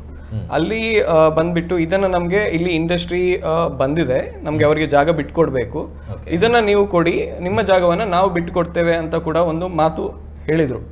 ಅದನ್ನ ನಾವುಗಳು ತುಂಬಾ ನಂಬಿಕೆಯಿಂದ, ಅಂದ್ರೆ ಇದು ಬಿಟ್ಟು ಕೊಡ್ತಾರೆ, ನಾವು ಆ ಜಾಗವನ್ನ ಬಿಟ್ಟು ಕೊಡುವಂತ ಒಪ್ಪಿಕೊಂಡು ಆ ಜಾಗ ಅಲ್ಲಿ ಇದ್ದ ಮನೆಗಳನ್ನ ಎಲ್ಲ ಶಿಫ್ಟ್ ಮಾಡಿದ್ವಿ. ಅಲ್ಲೆಲ್ಲ ಲೆವೆಲ್ ಮಾಡಿದ್ರು, ಇಂಡಸ್ಟ್ರಿ ಬಿಲ್ಡ್ ಆಯ್ತು. ನಂತರ ನಮ್ಮ ಮನೆಗೂ ಕೂಡ ಫೋರ್ಜರಿಯಾಗಿ ಅಟ್ಯಾಕ್ ಮಾಡ್ಲಿಕ್ಕೆ ಶುರು ಮಾಡಿದ್ರು. ಅದರ ವಿಡಿಯೋ ಕ್ಲಿಪ್ಸ್ಗಳು ನೀವು ನೋಡಿರ್ಬಹುದು. ಆ ಸಮಯದಲ್ಲಿ ಆಗಿರುವಂತದ್ದು ಸುಮಾರು 2012 ಸಮಯದಲ್ಲಿ ಫೋರ್ಜರಿಯಾಗಿ ಮಿಷಿನ್ಗಳನ್ನು ತಂದೆ ಲೆವೆಲ್ ಮಾಡಿ ರಾತ್ರಿ ಕೂಡ ಮಿಷಿನ್ ಬಂದಿರೋದು. ಒಂದು 12 ಗಂಟೆಗೆ ನಾವು ಆ ಮನೆಯಲ್ಲಿ ಇರುವಾಗ 3 ಮಿಷಿನ್ಗಳು 3 ದಿಕ್ಕಿನಲ್ಲಿ ಬಂದು ದಾಳಿ ಮಾಡಿದ್ದು. ಇದೊಂದು ಫಿಲ್ಮಿ ಸೀನ್ ಆಗಿದೆ, ಆ ರೀತಿ ಇತ್ತು. ನಂತರ ಸಮಯದಲ್ಲಿ 2016ರಿಂದ ಇದು ಈ ರೀತಿ, ಅಂದ್ರೆ ನಮ್ಮ ಜಿಲ್ಲಾಧಿಕಾರಿಯವರ ಇದರಿಂದಾಗಿ ನಮಗೆ ಧಾರ್ಮಿಕ ವಿಧಿವಿಧಾನಗಳನ್ನು ಮಾಡಲಿಕ್ಕೆ ಅನುಮತಿ ಕೊಡ್ತಾ ಇದ್ರು. ಸ್ವಲ್ಪ ಕಷ್ಟಕರ ಆಗ್ತಿತ್ತು ಪರ್ಮಿಷನ್ ಎಲ್ಲ ತೆಗಲಿಕ್ಕೆ. ನಮಗೆ ಸ್ಪಂದಿಸಿದ್ದಾರೆ ಆಗಿನ ಅಧಿಕಾರಿಗಳು ಕೂಡ, MLA MP ಗಳು ಸ್ಪಂದಿಸಿದ್ದಾರೆ, ನಮಗೆ ಅವಕಾಶ ಕಲ್ಪಿಸಿ ಕೊಟ್ಟಿದ್ದಾರೆ. ಆದ್ರೆ ನಮ್ಮ ಬೇಡಿಕೆ ಏನಿತ್ತಂದ್ರೆ ಆ ಜಾಗ ಕಂಪ್ಲೀಟ್ ಆಗಿ ಅಲ್ಲೇ ಉಳಿಬೇಕು, ಡಿನೋಟಿಫೈ ಆಗಬೇಕು, ಅದಕ್ಕೊಂದು ದಾರಿಯ ಅವಕಾಶವನ್ನ ಕೊಡಬೇಕು ಅಂತ ಹೇಳಿ. ಈಗ ಇರುವಂತಹ ಜಾಗ ಹೇಗಿದೆ ಅಂದ್ರೆ ಅಲ್ಲಿ SEZ ಇದು ಎಂಟೈರ್ ಏನು ಜಾಗ ಇದೆ ಅದ್ರ ಪಕ್ಕ ಗ್ರೀನ್ ಬೆಲ್ಟ್ ಏರಿಯಾ ಅಂತ ಬರುತ್ತೆ. ಆ ಗ್ರೀನ್ ಬೆಲ್ಟ್ಗೆ ತಾಗಿಕೊಂಡು ಈ ಜಾಗವಿದೆ. ಈಗ ಇವನ್ SEZ ಅಕ್ವಿಸಿಷನ್ ಮಾಡಿದ್ರು ಅಲ್ಲಿ ಎಲ್ಲಾ ಜಾಗದಲ್ಲಿ ಇಂಡಸ್ಟ್ರಿಯಲೈಸೇಷನ್ ಆಗಿಲ್ಲ. ಇಲ್ಲಿ ಇಂಡಸ್ಟ್ರಿಗಳು ಬೆಳವಣಿಗೆ ಆಗ್ತಾನೆ ಇಲ್ಲ. ಒಂದು ರೀತಿಯಲ್ಲಿ ನೋಡಿ ಈ ರೀತಿ ಎಲ್ಲ ಆಗಿರ್ಬಹುದು. ನಂತರ ಆ ಜಾಗವನ್ನ ಏನು ಉಳಿದಿರುವಂತಹ ಜಾಗವನ್ನ ಓಪನ್ ಇಂಡಸ್ಟ್ರಿ ಮಾಡ್ಬೇಕಂತ ಒಂದು ಇದು ತಂದ್ರು SEZ ಅವರು. ಓಪನ್ ಇಂಡಸ್ಟ್ರಿಗೆ ಅಂತಹ ರಸ್ತೆ ಅಭಿವೃದ್ಧಿ ಕೂಡ ಮಾಡಿದ್ರು. ಆ ರಸ್ತೆ ಸಪ್ರೇಟ್ ಆಗಿ ಮಾಡುವಂತಹ ನಮ್ಮ ಬಂಡಿಸಾನ ಏನಿದೆ ಉಳಗುಡ್ಡೆದು ಅದಕ್ಕೆ ಹತ್ತಿರವೇ ಬಂದಿದೆ. ಅಲ್ಲಿಂದ ಒಂದು ಕನೆಕ್ಟಿವಿಟಿ ಕೊಡ್ಲಿಕ್ಕೆ ಯಾರಿಗೂ ಏನು ಸಮಸ್ಯೆ ಇಲ್ಲ. ಇವನ್ SEZಗೂ ಇಲ್ಲ, ಸೆಂಟ್ರಲ್ ಗವರ್ಮೆಂಟ್ಗೂ ಇಲ್ಲ, ಎಲ್ರಿಗೂ ಅದನ್ನು ಒಂದು ಅವಕಾಶ ಕಲ್ಪಿಸಿ ಕೊಡ್ಬಹುದು. ನಂತರ ಬಜ್ಪೆ ಗ್ರಾಮಕ್ಕೆ ಮೊದಲಿದ್ದಂತಹ ಏನು ಕಾಳು ದಾರಿ ಇದೆ, ರಸ್ತೆನೇ ಇತ್ತು, ಆ ದಾರಿ ಕೂಡ ನಮ್ಮ ಮನೆಯಿಂದ ಒಂದು 200 ಮೀಟರ್ ಡಿಸ್ಟೆನ್ಸ್ ಅಲ್ಲಿ ಇದೆ. 200 ಮೀಟರ್ ಅಲ್ಲಿ ಇವರ ಬೌಂಡ್ರಿ ಇದೆ, SEZ ಬೌಂಡ್ರಿ ಇದೆ. ಇದನ್ನ ಕೂಡ ಅಭಿವೃದ್ಧಿ ಮಾಡಿಕೊಟ್ರೆ ನಮಗೆ ಏನು ಬಂಡಿಸಾನವಿದೆ ಅದನ್ನು ನಾವು ಜೀರ್ಣೋದ್ಧಾರ ಮಾಡಿ ಒಳ್ಳೆ ರೀತಿಯಲ್ಲಿ ಆ ಸನ್ನಿಧಾನವನ್ನು ನಿರ್ಮಿಸಬಹುದಂತಹ ನಮ್ಮ ಇದು ಇಚ್ಛೆ. ಹಾಗಾಗಿ ಈಗ ಅಲ್ಲಿ ಪ್ರಶ್ನೆ ಚಿಂತನೆ ಮಾಡಿರುವಾಗಲೂ ಹೇಳಿರೋದು ಇಷ್ಟೇ, ಇನ್ನೊಂದು 2 ವರ್ಷದ ಸಮಯದಲ್ಲಿ ಇದು ಜೀರ್ಣೋದ್ಧಾರ ಆಗ್ಲಿಕ್ಕಿದೆ. ನಿಮ್ಮ ಕಡೆಯಿಂದ ಏನು ಈ ಗ್ರಾಮಕ್ಕೆ ನಿಮ್ಮ ಎಲ್ಲ ಪ್ರಯತ್ನ ಬೇಕು, ಎಲ್ಲರೂ ಸೇರ್ತಾರೆ ಇದಕ್ಕೆ, ಈ ರೀತಿ ಒಂದು ಸನ್ನಿವೇಶ ಆಗುತ್ತೆ ಅಂತ ಕೂಡ ಆ ಪ್ರಶ್ನೆ ಚಿಂತನೆಯಲ್ಲಿ ಕೂಡ ಬಂದಿತ್ತು. ಇಲ್ಲಿ ಎಲ್ಲ ತುಳುನಾಡೆ ಸೇರುತ್ತೆ, ನಿಮಗೆ ಮೇಲಿನ ಇದರಿಂದ ಗೌರ್ಮೆಂಟ್ ಇಂದ ಕೂಡ ಇದಕ್ಕೆ ಅನುಮತಿ ಸಿಗುತ್ತೆ, ನಮ್ಮ ಏನು ಅಧಿಕಾರಿಗಳಿದೆ ಇದಕ್ಕೂ ಸಪೋರ್ಟ್ ಮಾಡ್ತಾರೆ ಅನ್ನುವಂಥ ಒಂದು ಪ್ರಶ್ನೆ ಚಿಂತನೆಯಲ್ಲಿ ಕೂಡ ಬಂದಿತ್ತು. ಅದೇ ದಾರಿಯಲ್ಲಿ ಈಗ ಹೋಗ್ತಾ ಇದೆ. ನಾವು ಅವರಿಂದ ಮನವಿ ಮಾಡ್ತಾ ಇದ್ದೇವೆ, ಅವರು ನನಗೆ ಸ್ಪಂದಿಸ್ತಾ ಇದ್ದಾರೆ, ಅವರು ಮೇಲಧಿಕಾರಿಗಳಲ್ಲಿ ಮಾತಾಡ್ತಾ ಇದ್ದಾರೆ. ಇದು ಆಗುವಂತಹ ನಮಗೆ ಇನ್ನೂ ಇದಕ್ಕೆ ಸಪೋರ್ಟ್ ಬೇಕಾಗುತ್ತೆ, ಎಲ್ಲಾ ತುಳುನಾಡಿನವರಿಂದ ಸಪೋರ್ಟ್ ಬೇಕಾಗುತ್ತೆ, ಇದನ್ನು ಮಾಡಲೇಬೇಕಂತ. ಈಗ ಒಂದು ಬರುವಂತಹ ಮೇ ತಿಂಗಳಲ್ಲಿ ನಮ್ಗೆ ಅಲ್ಲಿ ಬಂಡಿ ಉತ್ಸವ ಇದೆ, ಪಗ್ಗುದ ಪುನ್ನಮೆ ಹೇಳ್ತಾರೆ, ಆ ಸಮಯದಲ್ಲಿ ಬಂಡಿ ಉತ್ಸವ ಇದೆ. ನಮ್ಮ ದೈವದ ಈಗ ಆಗಿರುವಂತಹ ಮಾರಿ ಪೂಜೆಯಲ್ಲಿ ದೈವ ತಿಳಿಸಿದಂತೆ ನೀವು ಸಣ್ಣ ಮಟ್ಟಿನಲ್ಲಿ ನಮ್ಗೆ ಈಗ ಹೇಗಂದ್ರೆ ಅಂಚು ಎಲ್ಲ ಬೀಳುವಂತಹ ಸ್ಥಿತಿಯಲ್ಲಿದೆ. ಈ ಸ್ಥಿತಿಯಲ್ಲಿ ನನ್ನನ್ನ ಇಲ್ಲಿ ಬಂಡಿ ಉತ್ಸವ ಮಾಡಿ ನಂಗೆ ಆ ಉತ್ಸವ ಸಂದುವುದಿಲ್ಲ. ನೀವು ಅದನ್ನೇ ಎಲ್ಲ ರಿಪೇರಿ ಮಾಡಿ ಸರಿ ಮಾಡಿ ನಂತರ ಆ ಬಂಡಿ ಉತ್ಸವವನ್ನು ಮಾಡಿ, ಈಗ ಸದ್ಯಕ್ಕೆ ಚಿಕ್ಕ ಮಟ್ಟಿನಲ್ಲಿ ರಿಪೇರಿ ಮಾಡಿ, ನಂತರ ಇದನ್ನು ಒಂದು 2 ವರ್ಷದಲ್ಲಿ ಎಲ್ಲ ಅನುಮತಿಗಳನ್ನ ಪಡೆದು ನಿಮ್ಗೆ ಆ ಅನುಮತಿಯನ್ನು ನಾವು ಕೊಡಿಸ್ತೇನೆ ನಾನು. ನೀವು ಈ ದಾರಿಯಲ್ಲಿ ಹೋಗಿ, ನೀವು ನಿಮಿತ್ತ ಮಾತ್ರ ನೀವು ಈ ಮುಂಭಾಗದಲ್ಲಿ ಹೋಗಿ, ನಾನು ಅದನ್ನ ಕೆಲಸವನ್ನ ಮಾಡಿಕೊಡುತ್ತೇನೆ ಅಂತ ದೈವ ನಮ್ಗೆ ಇದು ಕೊಟ್ಟಿದೆ, ಆದೇಶ ಕೊಟ್ಟಿದೆ. ಅದರ ಪ್ರಕಾರ ನಾವೆಲ್ಲರೂ ಅದನ್ನ ಮಾಡ್ತಾ ಕೊಂಡೋಗ್ತಾ ಇದ್ದೇವೆ. ಈ 2 ವರ್ಷದ ನಂತರ ನಾವು ಅದನ್ನ ಸಂಪೂರ್ಣವಾಗಿ ಜೀರ್ಣೋದ್ಧಾರ ಮಾಡ್ಲಿಕ್ಕೆ ಇದು ಮಾಡ್ತಾ ಇದ್ದೇವೆ. ಸೊ ಹಾಗಾಗಿ ಎಲ್ಲರೂ ಅದಕ್ಕೆ ಸಪೋರ್ಟ್ ಮಾಡಿ ನಮ್ಗೆ ಆ ಜಾಗವನ್ನ ಡಿನೋಟಿಫೈ ಮಾಡಿ ಕೊಡುವ ಹಾಗೆ ಮಾಡ್ಬೇಕಂತ ನಮ್ಮ ಲಕ್ಷ್ಮಣ ಅವರ. ಈಗ ಕಳೆದೊಂದು 10 ವರ್ಷ ಹಿಂದಿನ ಘಟನೆ ಅಂತ ಹೋಗೋದಾದ್ರೆ, ಕಳೆದ 10 ವರ್ಷಗಳಿಂದ ತಾವು ಯಾವ ತರ ಪೂಜೆ ಕಾರ್ಯಗಳನ್ನು ಮಾಡ್ತಾ ಇದ್ದೀರಾ ಅಂದ್ರೆ ತಮ್ಗೆಲ್ಲ ಕೂಡ ಅವಕಾಶಗಳು ಸರಿಯಾಗಿ ಸಿಗ್ತಾ ಇತ್ತಾ? ಯಾವ ತರ ಅದರ ಒಳಗಡೆ ಹೋಗ್ತಾ ಇದ್ರಿ? ಅಂದ್ರೆ ತಾವೊಬ್ರು ಹಿರಿಯರಾಗಿ ಯಾವ ತರ ತಾವು ಕಷ್ಟವನ್ನು ಅನುಭವಿಸ್ತಾ ಇದ್ರಿ ಅಂತ ಹೇಳಿ ಹೋಗುವಂತ ವ್ಯವಸ್ಥೆಗಳೆಲ್ಲ ಇತ್ತ ಲಕ್ಷ್ಮಣ ಅವರಿಗೆ? ನಾವು ಇಷ್ಟರ ತನಕ ಯಾವ ಪೂಜೆಯನ್ನು ಉಳಿಸಲಿಲ್ಲ. ಕಷ್ಟ ಇತ್ತು. 20 ಕಷ್ಟ ಅಂದರೆ ಇಷ್ಟರ ತನಕ ಕೆಲವೊಮ್ಮೆ ದೂರದಿಂದ ಬರ್ತಿದ್ರು. ಏನಂದರೆ ಹಾವು ಕಾಡಿದರೆ, ಏನಾದರೆ ತುಂಬಾ ಕಷ್ಟ ಇದ್ದರೆ ಬರ್ಲಿಕ್ಕೆ ಬಿಡ್ತಿರ್ಲಿಲ್ಲ. ಅಂದ್ರೆ ಭಕ್ತಾದಿಗಳು ಅದೇ ಸಾನ್ನಿಧ್ಯಕ್ಕೆ ಬರಬೇಕು, ಅಲ್ಲಿಗೆ. ಹೌದೌದು, ಅವರಿಗೆ ನಮಗೆ ತುಂಬಾ ಕಷ್ಟ ಕೊಡ್ತಿದ್ರು ಬರುವಾಗ. ಸ್ವಲ್ಪ ಅವರ ಹತ್ರ ಹೇಳಿ ಮತ್ತೆ ಯಾರನ್ನು ಇದು ಮಾಡಿ ಬಿಡ್ತಿದ್ದರು. ಅವರಿಗೆ ಸಮಸ್ಯೆ ಯಾವ ರೀತಿ ಆಗುತ್ತಿತ್ತು ಅಂದ್ರೆ, ಒಂದು ರೀತಿಯಲ್ಲಿ ಹೇಳುದಾದ್ರೆ ನಮ್ದು ಮೊದಲಿದ್ದು ದಾರಿ ತುಂಬಾ ಬಸ್ಪಿಗೆ ಹತ್ರ ಆಗ್ತಾ ಇತ್ತು. ಅವ್ರಿಗೆ ಪೇಟೆಗೆ ಹೋಗ್ಬೇಕಿದ್ರೆ ಅದೆಲ್ಲ ದಾರಿಯಲ್ಲಿ ಹೋಗ್ತಾ ಇದ್ರು, ವಾಹನದ ವ್ಯವಸ್ಥೆ ಇರಲಿಲ್ಲ ಆ ಸಮಯದಲ್ಲಿ, ನಡ್ಕೊಂಡು ಹೋಗುವಂತಹ ದಾರಿ ಇತ್ತು. ನಂತರದ ಸಮಯದಲ್ಲಿ ಇವರು ಆ ರಸ್ತೆಯನ್ನ ಕಾಂಪೌಂಡ್ ಅಲ್ಲಿ ಕಟ್ಟಿ ಬಂದ್ ಮಾಡಿಬಿಟ್ರು. ಆ ನಂತರ ನಮ್ಗೆ ಬಸ್ಪಿಗೆ ಹೋಗೋದಾದ್ರೆ 7 ಕಿಲೋಮೀಟರ್ ದಾರಿಯಲ್ಲಿ ಹೋಗ್ಬೇಕಿತ್ತು. ಇದೆಲ್ಲ ಇಂತಹ ಕಷ್ಟಗಳು ಕೊಟ್ಟಿದ್ದಾರೆ. ನಂತರ ಈ ಪವರ್ ಕನೆಕ್ಷನ್ ಇದು ಇರಬಹುದು, ನಂತರ ಈ ಗೇಟ್ ಪಾಸ್ ಇದ್ದು ಕಾಲಕ್ರಮೇಣ ಅವರು ಬೇರೆ ಬೇರೆ ರೀತಿಯಲ್ಲಿ ಮಾಡ್ತಾ ಬಂದಿರೋದು, ಇಲ್ಲದ್ರೆ ಯಾರಾದ್ರೂ ಅಲ್ಲಿ ಬರುವುದಂತ ಇದ್ರೆ ಅವರಿಗೆ ತಡೆ ಮಾಡಿ ಅವರಿಗೆ ನಿಲ್ಲಿಸುವುದಂತದ್ದು, ಈ ರೀತಿ ಅವರಿಗೆ ಕಷ್ಟ ಮಾಡಿಕೊಟ್ಟಿದ್ದಾರೆ. ಅಂದ್ರೆ ಅನಾರೋಗ್ಯದಿಂದ ಬರುವಂತಹ ಭಕ್ತಾದಿಗಳ ಒಳಗಡೆ ಆ ಕ್ಷೇತ್ರದ ಬಳಿ ಕರ್ಕೊಂಡು ಹೋಗಬೇಕಾದ್ರೆ ಗೇಟ್ ಪಾಸ್ ನ ಅಗತ್ಯತೆ ಇತ್ತು. ಇದೆಲ್ಲ ಕಷ್ಟ ಆಗ್ತದೆ. ಸಂಕ್ರಾಂತಿ ಅಥವಾ ವಾರ್ಷಿಕ ಉತ್ಸವವನ್ನು ನಡೆಸುವಂತದ್ದು ಮಾತ್ರ ಆಗಿರ್ಲಿಲ್ಲ, ದಿನನಿತ್ಯದ ಕಾರ್ಯಕ್ಕೂ ಕೂಡ ಕಷ್ಟ ಆಗ್ತಾ ಇತ್ತು ಅನ್ನೋದು. ಅಶ್ವಿನ್ ಅವರೇ, ಇದೆಲ್ಲವೂ ಕೂಡ ಸರಿಯಾಗಿ ನಡೀತಾ ಇತ್ತು ಅಂದ್ರೆ ಸರ್ಕಾರ ಅಥವಾ ಜಿಲ್ಲಾಧಿಕಾರಿಗಳು, ಪ್ರಮುಖ ಅಧಿಕಾರಿಗಳು, SEZ ನ ಅಧಿಕಾರಿಗಳು ಇವರೆಲ್ಲರ ಜೊತೆ ಮಾತುಕತೆ ನಡೆದು ನಿಮ್ಮ ಕಾರ್ಯ ಏನಿದೆ ಅದನ್ನು ನಡೆಸ್ಕೊಂಡು ಹೋಗಿ, ದೈವದ ಕಾರ್ಯಕ್ಕೆ ನಮ್ಮ ಯಾವುದೇ ಅಡಚಣೆಗಳು ಅಡ್ಡಂತರಗಳು ಇಲ್ಲ ಅಂತ ಒಪ್ಪಿಕೊಂಡ ಮೇಲೂ ಕೂಡ ಈಗ ಒಮ್ಮಿಂದ ಮೇಲೆ ತಿರುಗಿ ನಿಲ್ಲೋದಕ್ಕೆ ಕಾರಣ ಏನು? ಏನಾದ್ರೂ ಮನಸ್ತಾಪಗಳು ಅಥವಾ ಬೇರೆ ಏನಾದ್ರೂ ಘಟನೆಗಳು ನಡೆದಿತ್ತ ಅಲ್ಲಿ? ಅಂಥ ಘಟನೆಗಳು ಯಾವುದು ನಡೀಲಿಲ್ಲ ನಮಗೆ ತಿಳಿದ ಹಾಗೆ. ಅಂಥ ಘಟನೆಗಳಿಗೆ ಹೋಗುವವರು ಯಾರು ಇಲ್ಲ. ಈಗ ಏನಾಗಿರ್ಬೋದು ಅಂತ ನಮಗೆ ಊಹಿಸ್ಲಿಕ್ಕೂ ಸಾಧ್ಯ ಇಲ್ಲ. ಯಾಕೆಂತ ಹೇಳಿದ್ರೆ ಒಮ್ಮಿಂದೊಮ್ಮೆಲೆ ಅಂತ ಹೇಳಿದ್ರೆ ಇಲ್ಲಿ ಯಾರಿಗೂ ಕೂಡ ಇಂಟರ್ಲಿಂಕ್ ಇಲ್ಲ. ಅಂದ್ರೆ ಇದು ಏನೋ ಅಷ್ಟು ದೊಡ್ಡ ವಿಷಯ ಅಲ್ಲದ ಕಾರಣ ಅದನ್ನು ದಿನನಿತ್ಯ ಚರ್ಚಿಸುವಂತಹ ಸಂದರ್ಭಗಳು ಸಿಕ್ಕಿರ್ಲಿಕ್ಕಿಲ್ಲ ಅಧಿಕಾರಿಗಳಿಗೆ. ನಾವು AC ಅವರನ್ನು ಹೋದ್ರೆ AC ಅವರು ಸೆಸ್ಸಿನ ಮೇಲಾಧಿಕಾರಿಯವರನ್ನು ಕರೆ ಮಾಡಿ ಏನಾಯ್ತು, ಅವರು ಇಲ್ಲಿ ಬಂದಿದ್ದಾರೆ ಅಂತ ಕೇಳುವಂಥದ್ದು, ಸೆಸ್ಸಿನವರು AC ಅವರಿಗೆ ಕರೆ ಮಾಡಿ ಕೇಳುವಂಥ. ಇದು ಇಲ್ಲಿ ಇವರು ಸಂಪರ್ಕ ಮಾಡಬೇಕು ಅಂತಿದ್ರೆ ಮಧ್ಯದಲ್ಲಿ ನೆಲ್ಲಿದಡಿಯಿಂದ ಯಾರಾದ್ರೂ ಹೋಗಿ ಏನಾದ್ರೂ ಒಂದು ಅರ್ಜಿಯನ್ನು ಕೊಡಬೇಕಾಗ್ತದೆ. ಈಗ ಮತ್ತೆ ಇನ್ನೊಂದೇನು ಅಂತ ಹೇಳಿದ್ರೆ ಅಧಿಕಾರಿಗಳು ಬದಲಾವಣೆ ಆಗ್ತಾ ಇರ್ತಾರೆ. ಹೊಸದಾಗಿ ಬಂದಂತಹ ಅಧಿಕಾರಿಗಳಿಗೆ ಹಿಂದೆ ಏನು ನಡೆದಿದೆ ಅಂತ ಹೇಳಿ ಅದನ್ನು ತಿಳಿದುಕೊಳ್ಳಿಕ್ಕೆ ಒಂದು ಸ್ವಲ್ಪ ಸಮಯಾವಕಾಶ ಬೇಕಾಗಿರ್ಬೋದು. ಹೀಗಾಗಿ ನಾವು ಇದರಲ್ಲಿ ಯಾರನ್ನೂ ದೂರ್ಲಿಕ್ಕೆ ಹೋಗುವುದಿಲ್ಲ. ಅಧಿಕಾರಿಗಳು ಅವರ ಕರ್ತವ್ಯವನ್ನು ಮಾಡ್ತಾ ಇದ್ದಾರೆ. ಈ ಕಡೆಯಿಂದ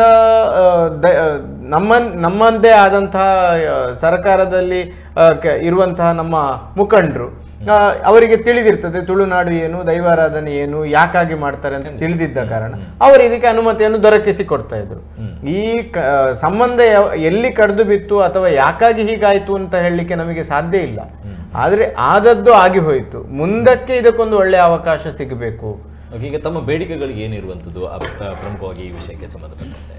ನಮ್ಮ ಬೇಡಿಕೆಗಳು ಏನು ಅಂತ ಹೇಳಿದ್ರೆ, ಅಲ್ಲಿ ದೈವ ಇರುವಂತಹ ನೆಲ್ಲಿದಡಿಗುತ್ತುವಿನ ಜಾಗ ಅದು ದೈವಕ್ಕೆ ಸಂಬಂಧಪಟ್ಟಂತಹ ಜಾಗ. ಅದಲ್ಲದೆ ಊರಿಗೆ ಸಂಬಂಧಪಟ್ಟು ಅವರು ಆರಾಧನೆ ಮಾಡಿಕೊಂಡು ಬಂದಿರುವಂತಹ ಉಳಗುಡ್ಡೆಯ ಬಂಡಿಸ್ಥಾನ, ಈ ಎರಡೂ ಜಾಗ ತುಂಬಾ ಸಮೀಪದಲ್ಲೇ ಇರುವಂಥದ್ದು, ದೂರ ದೂರ ಏನೂ ಇಲ್ಲ. ಈ ಎರಡೂ ಜಾಗಕ್ಕೆ ಸಂಬಂಧಪಟ್ಟಂತಹ ಸ್ಥಳಾವಕಾಶ ಏನಿದೆ ಅದನ್ನೊಂದು ಡಿನೋಟಿಫೈ ಮಾಡಿ ನೆಲ್ಲಿದಡಿಗುತ್ತಿನ ಮನೆತನದ ಚಾವಡಿಯನ್ನು ಪುನರ್ ನಿರ್ಮಾಣ ಮಾಡುವ ಹಾಗೆ, ಹಾಗೂ ಒಳಗುಡ್ಡೆ ಸಾನದ ಬಂಡಿ ಸಾನವನ್ನು ಪುನರ್ ನಿರ್ಮಾಣ ಮಾಡಿ ಊರಿನವರು ದಿನನಿತ್ಯದ ಕರ್ತವ್ಯಗಳಿಗೆ ಅದಕ್ಕೆ ಸಂಬಂಧಪಟ್ಟವರು ಯಾರ್ಯಾರು ಇದ್ದಾರೋ ಅಥವಾ ಅದರ ಭಕ್ತರು ಯಾರ್ಯಾರು ಇದ್ದಾರೋ ಅಥವಾ ಆ ದೈವವನ್ನು ಮೊರೆ ಹೋಗಿ ಬರುವಂತಹ ಕಷ್ಟ ಇಟ್ಕೊಂಡು ಮೊರೆ ಹೋಗಿ ಬರುವಂತಹ ಭಕ್ತರು ಯಾರಿದ್ದಾರೋ ಅವರಿಗೆ ಆ ದೈವವನ್ನು ಸಂದರ್ಶನ ಮಾಡುವಂಥ, ದೈವಕ್ಕೆ ಕೈ ಮುಗಿಯುವಂತಹ ಅಥವಾ ತೀರ್ಥ ಪ್ರಸಾದವನ್ನು ಸ್ವೀಕರಿಸುವಂತಹ ಆ ದಾರಿ ಸುಲಭ ಆಗಬೇಕು. ಅಲ್ಲಿಗೆ ಒಂದು ನೇರ ಸಂಪರ್ಕವನ್ನು ಒದಗಿಸಿಕೊಟ್ಟು ಆ ಕಂಪನಿಗಳಿಂದ, ಈಗೇನು ಕೈಗಾರಿಕೆಗಳಲ್ಲಿ ಇವೆಯೋ ಆ ಕಂಪನಿಗಳಿಂದ ಈ ಜಾಗವನ್ನು ಪ್ರತ್ಯೇಕವಾಗಿ ಅದಕ್ಕೆ ಏನು ಮಾಡಬೇಕು, ಸರ್ಕಾರದಿಂದ ಅದಕ್ಕೆ ಏನು ಬೇಕು, ಕಾಂಪೌಂಡು ಅಲ್ಲ ಅಥವಾ ಏನು ನಿರ್ಮಾಣ ಮಾಡ್ತಾರೋ ಅದು ಅವರಿಗೆ ಬಿಟ್ಟಿರುವಂತ ಕಂಪನಿಗಳಲ್ಲಿ ಅವಕಾಶ ಇರುತ್ತದೆ.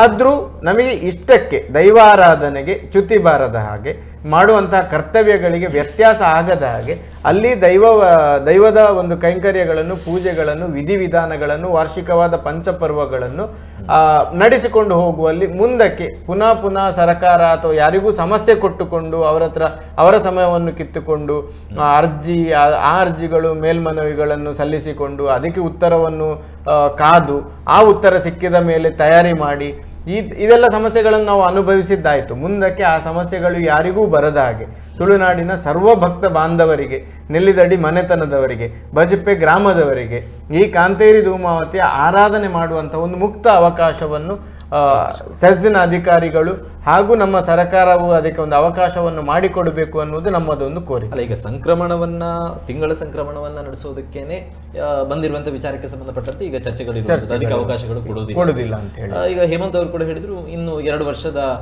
ದೈವದ ನುಡಿಯಾಗಿರುವಂಥದ್ದು 2 ವರ್ಷದ ಬಳಿಕ ಜೀರ್ಣೋದ್ಧಾರ ಆಗಬೇಕು ಅನ್ನುವಂಥದ್ದು.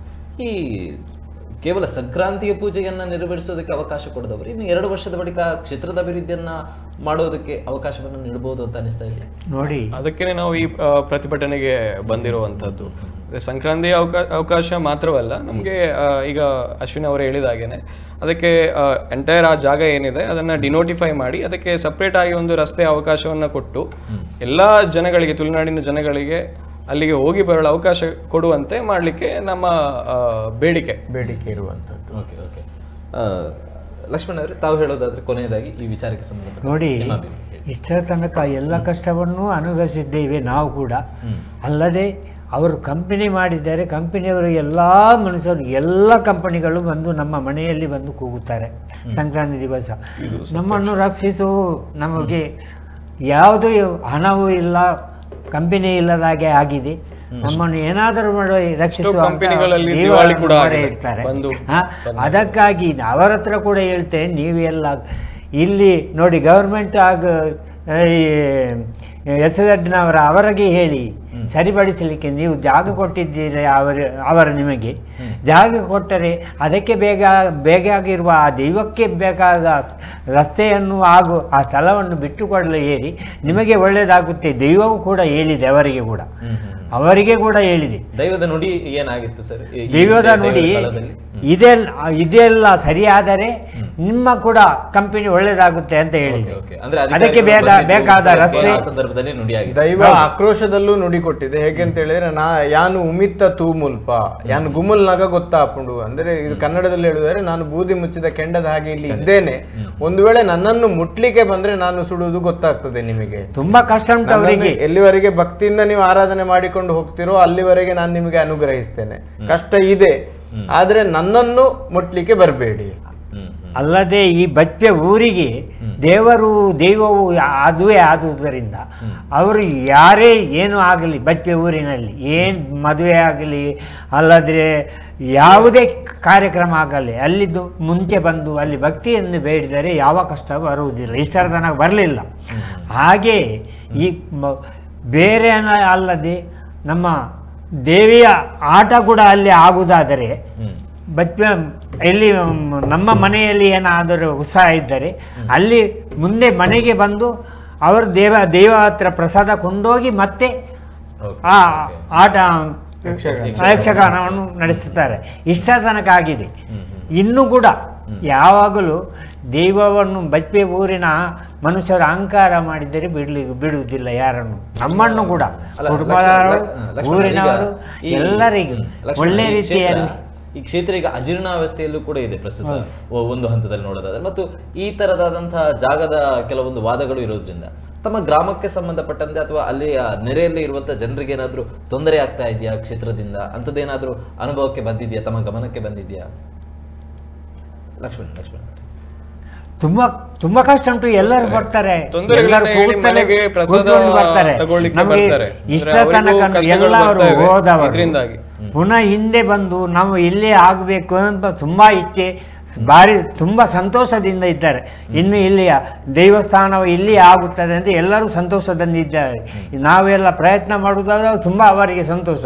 ಮುಂಚೆ ಹೇಳದೆ ಹೋಗಿದ್ದಾರೆ, ಅವರ ಮನೆಯಲ್ಲಿದ್ದ ದೈವಗಳಿಗೂ ಕೂಡ ಸುಖವಿಲ್ಲ. ಏನೆಂದರೆ ಈ ಅರಸನಾಗಿ ನಮ್ಮ ಮನೆಯ ಧೂಮಾವತಿಯು ಅರಸನಾಗಿರುವುದರಿಂದ ಅವರ ಮಾತು ಮೀರಿ ಹೋಗಿದ್ದಾರೆ. ಊರಿನವರು ಬಿಟ್ಟು ಮುಂಚೆ ನೆಲ್ಲಿದಡಿಗೆ ಬಂದು ಹೇಳಬೇಕಿತ್ತು, ಏನೆಂದರೆ ಹೀಗೆ ಆಗಿದೆ ಎಂದು ಯಾರೂ ಹೇಳಲಿಲ್ಲ. ಆದ್ದರಿಂದ ಅವರಿಗೆ ತುಂಬ ಎಲ್ಲ ಊರಿನವರಿಗೆ ಕಷ್ಟ ಉಂಟು. ಆ ತಾಯಿಯನ್ನು ಮೊರೆ ಇಟ್ಟು ಒಳ್ಳೆಯ ರೀತಿಯನ್ನು ನಡೆದರೆ ಅವರಿಗೆ ಎಲ್ಲರಿಗೆ ಒಳ್ಳೆಯದಾಗುತ್ತೆ.